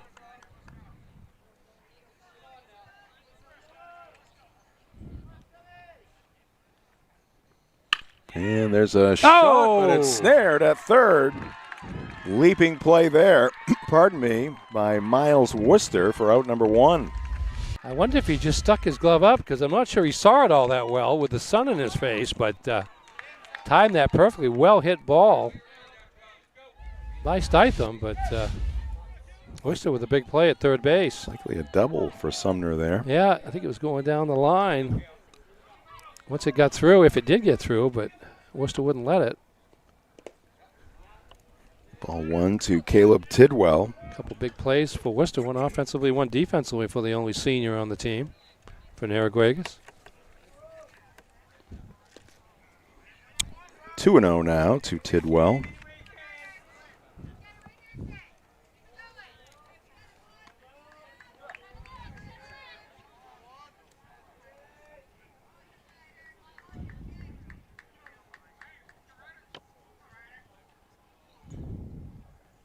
Oh! Whoa! Here goes the bat up on the roof of the third base dugout. That one got away from Caleb.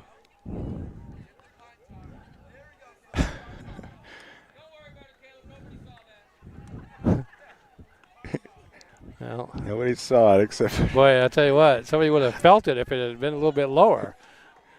It's off the roof.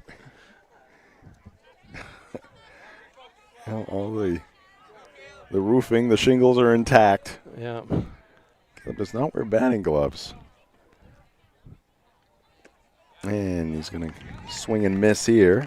2-2 the count on the Orono third baseman.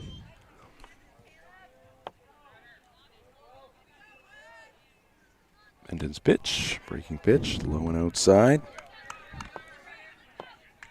Long day for the catchers in this one. Robertson for Narraguagus, Flutie for Orono. This warm day. It's ball 4, so Tidwell works the walk. 1-0 base runner here for the Red Riots. Cooper Brown coming up.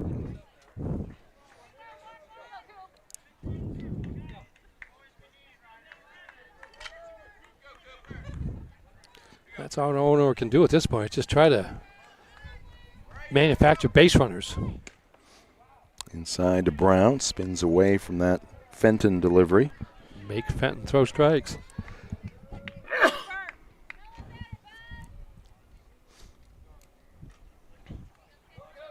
Cooper on base a couple times in this one.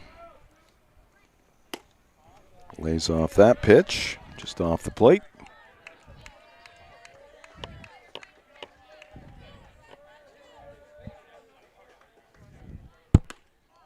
And it's ball 3.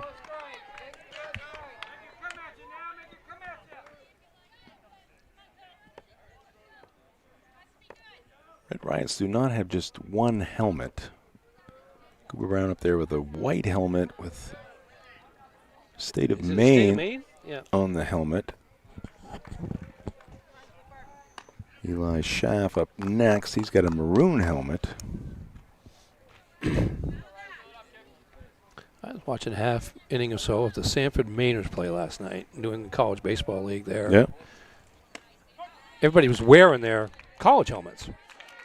So Yeah, everybody had a different helmet on. That makes sense. Yep.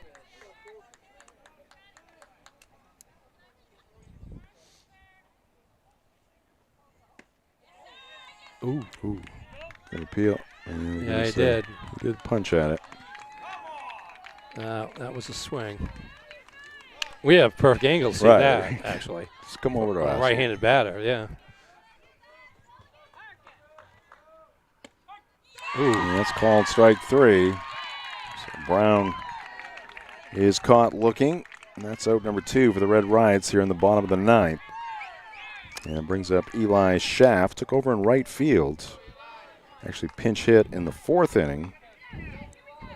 And a base hit. He's 1 for 3 since coming into the ball game. He takes ball 1.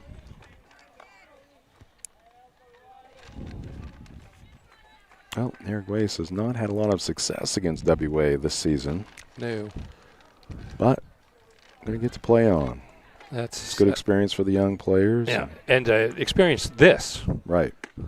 Come from behind. And again, they're a team with one senior. Yep. So everybody else is coming back next year. There's something to build on. And they got some, you can see they've got some good ball players.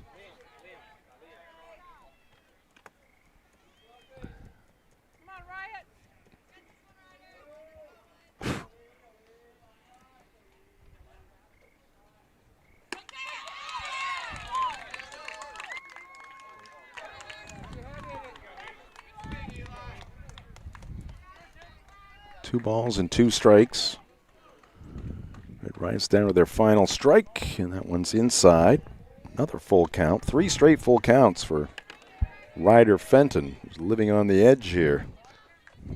Yeah. Has the benefit of a 5-run lead. He's worked in his 3rd inning now. I think he's up around 60 pitches. And delivers, and a swing and a miss, strike 3. And the Narraguagus Knights come from behind in this prelim game against the Orono Red Riots.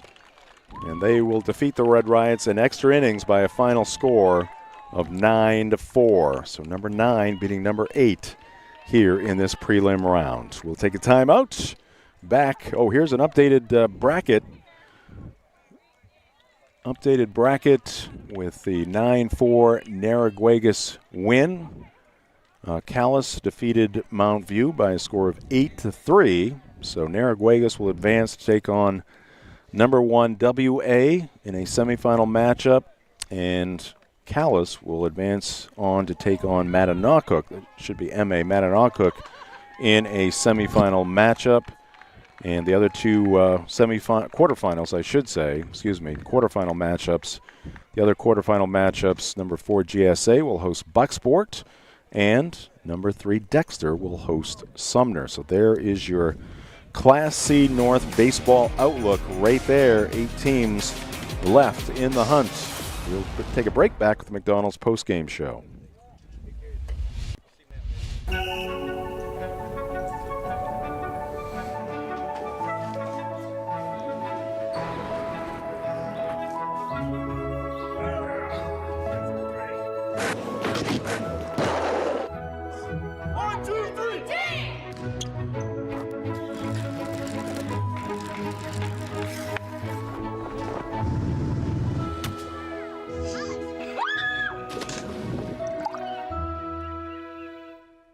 Spring is here, and it's the perfect time to refresh your home at the Furniture Gallery. During our Spring into Savings event, brighten every room you have with lamps, rugs, and wall art.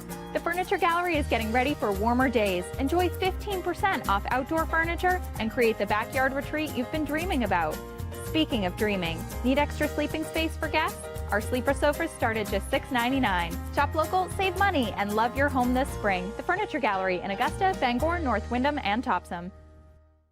Heroes Sports Grill and Entertainment Center offers fantastic food and drinks in a fun, family-friendly atmosphere with 29 flat-screen TVs for your sports viewing pleasure and an arcade with prizes for the whole family to enjoy. Whether you're looking for a drink at the bar while watching your favorite sports team or trying to find a place to bring the family for a great meal out, Heroes is the place to be. Heroes also offers takeout or catering for any event in the Bangor area, large or small. Come for the food. Stay for the friends. Black Bear fans, Maine football season tickets are on sale now. Get your tickets at goblackbears.com/tickets or by calling the ticket office at 581-BEAR. That's 581-2327.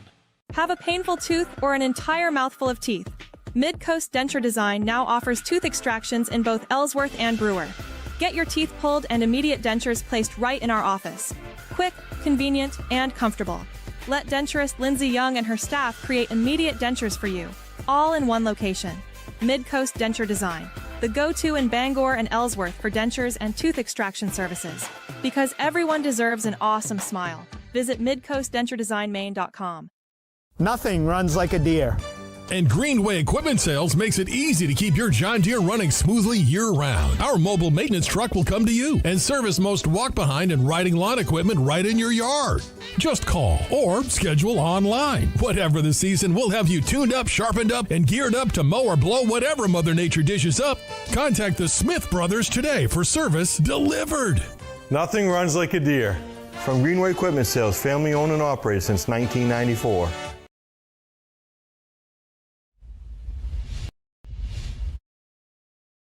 Here in Orono, happy group of Narraguagus Knights across the way in that third base dugout. And some of their fans mingling about here after the Knights score 5 in the top of the 9th inning for an extra inning win here over the Orono Red Riots in this Class C prelim. So the Knights advance on to the quarterfinal round to take on number 1 Washington Academy. And for the Red Riots, it really came to life towards the end of the season, a couple big wins.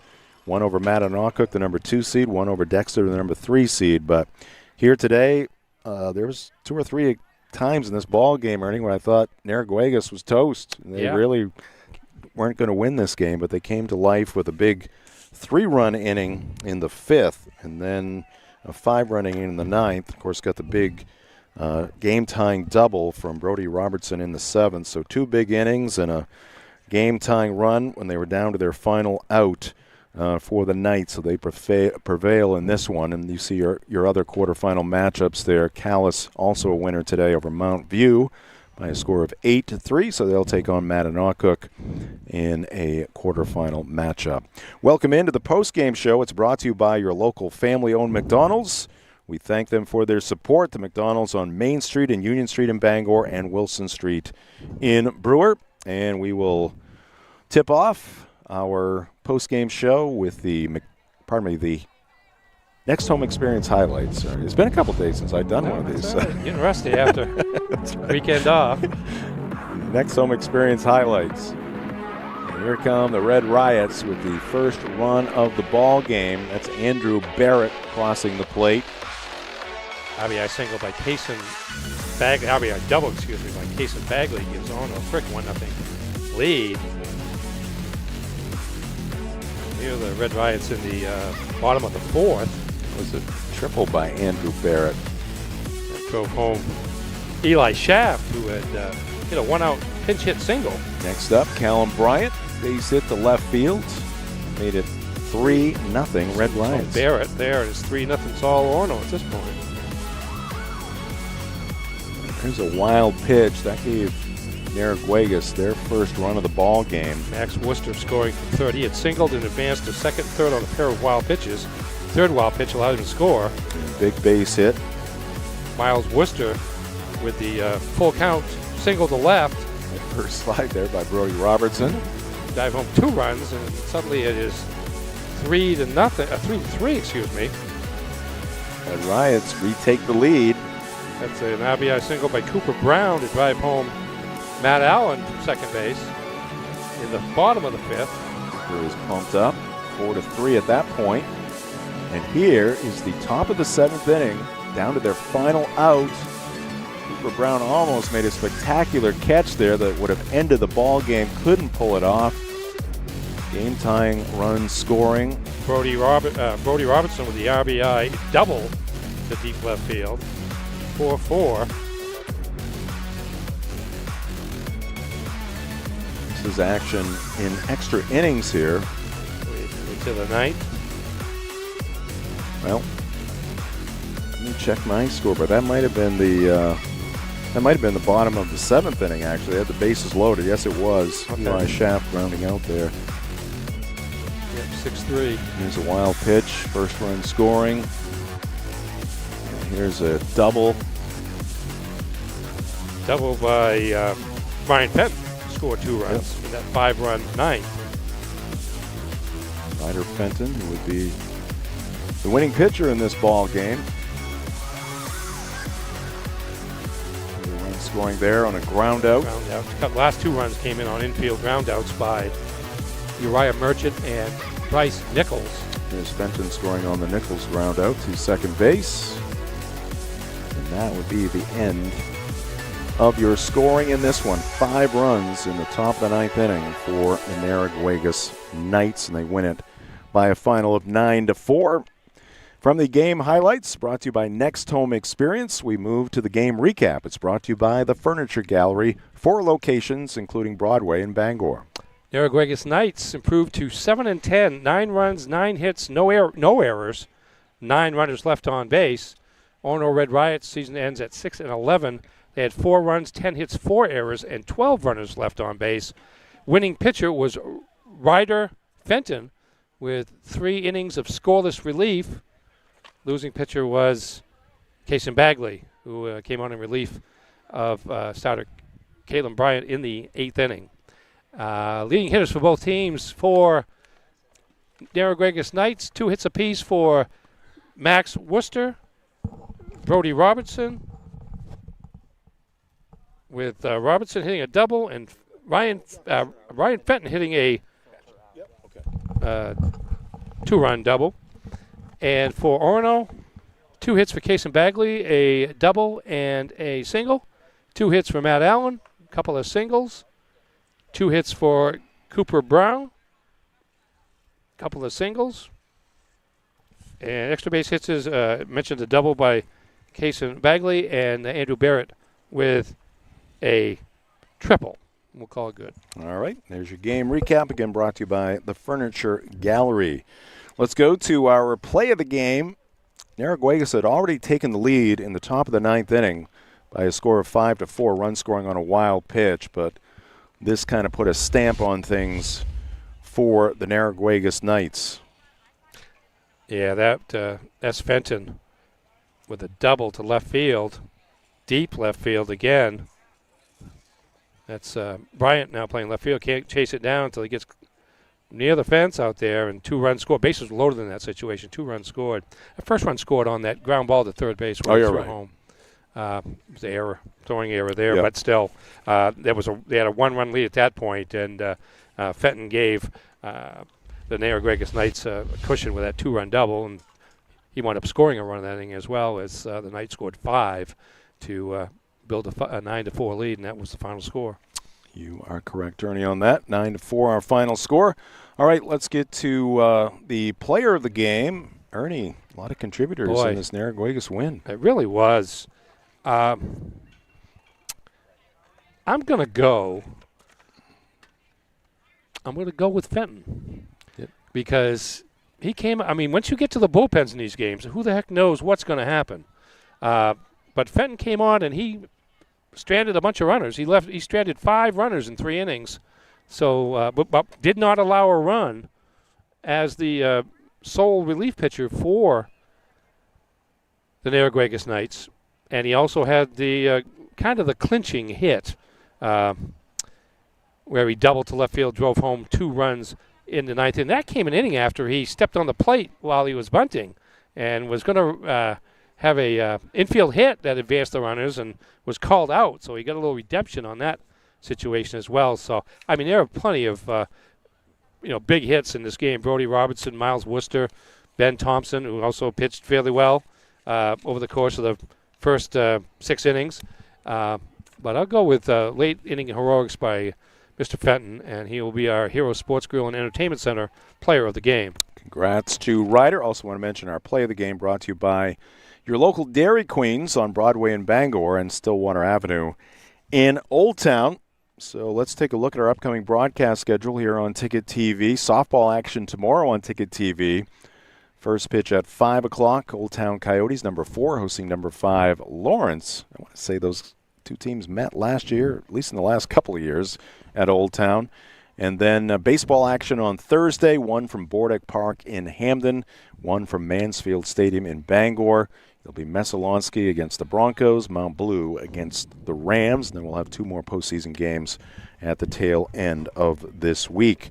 I want to thank our crew for their work here today in this extra inning contest. Max Pottle, producer, director, technical supervisor, also responsible for the graphics. Marcus Caesar, noted Knick fan, on the scoreboard here today. And Sydney Hurst, give her a huge tip of the cap for her work here today on camera. For my broadcast partner, Ernie Clark, I'm Jim Churchill saying good evening from Orono. Your final score, once again, Narraguagus come from behind, win in extra innings. They defeat the Red Riots 9-4. This has been high school baseball on Ticket TV. High school sports on Ticket TV is presented by your local family-owned McDonald's on Main Street and Union Street in Bangor and Wilson Street in Brewer.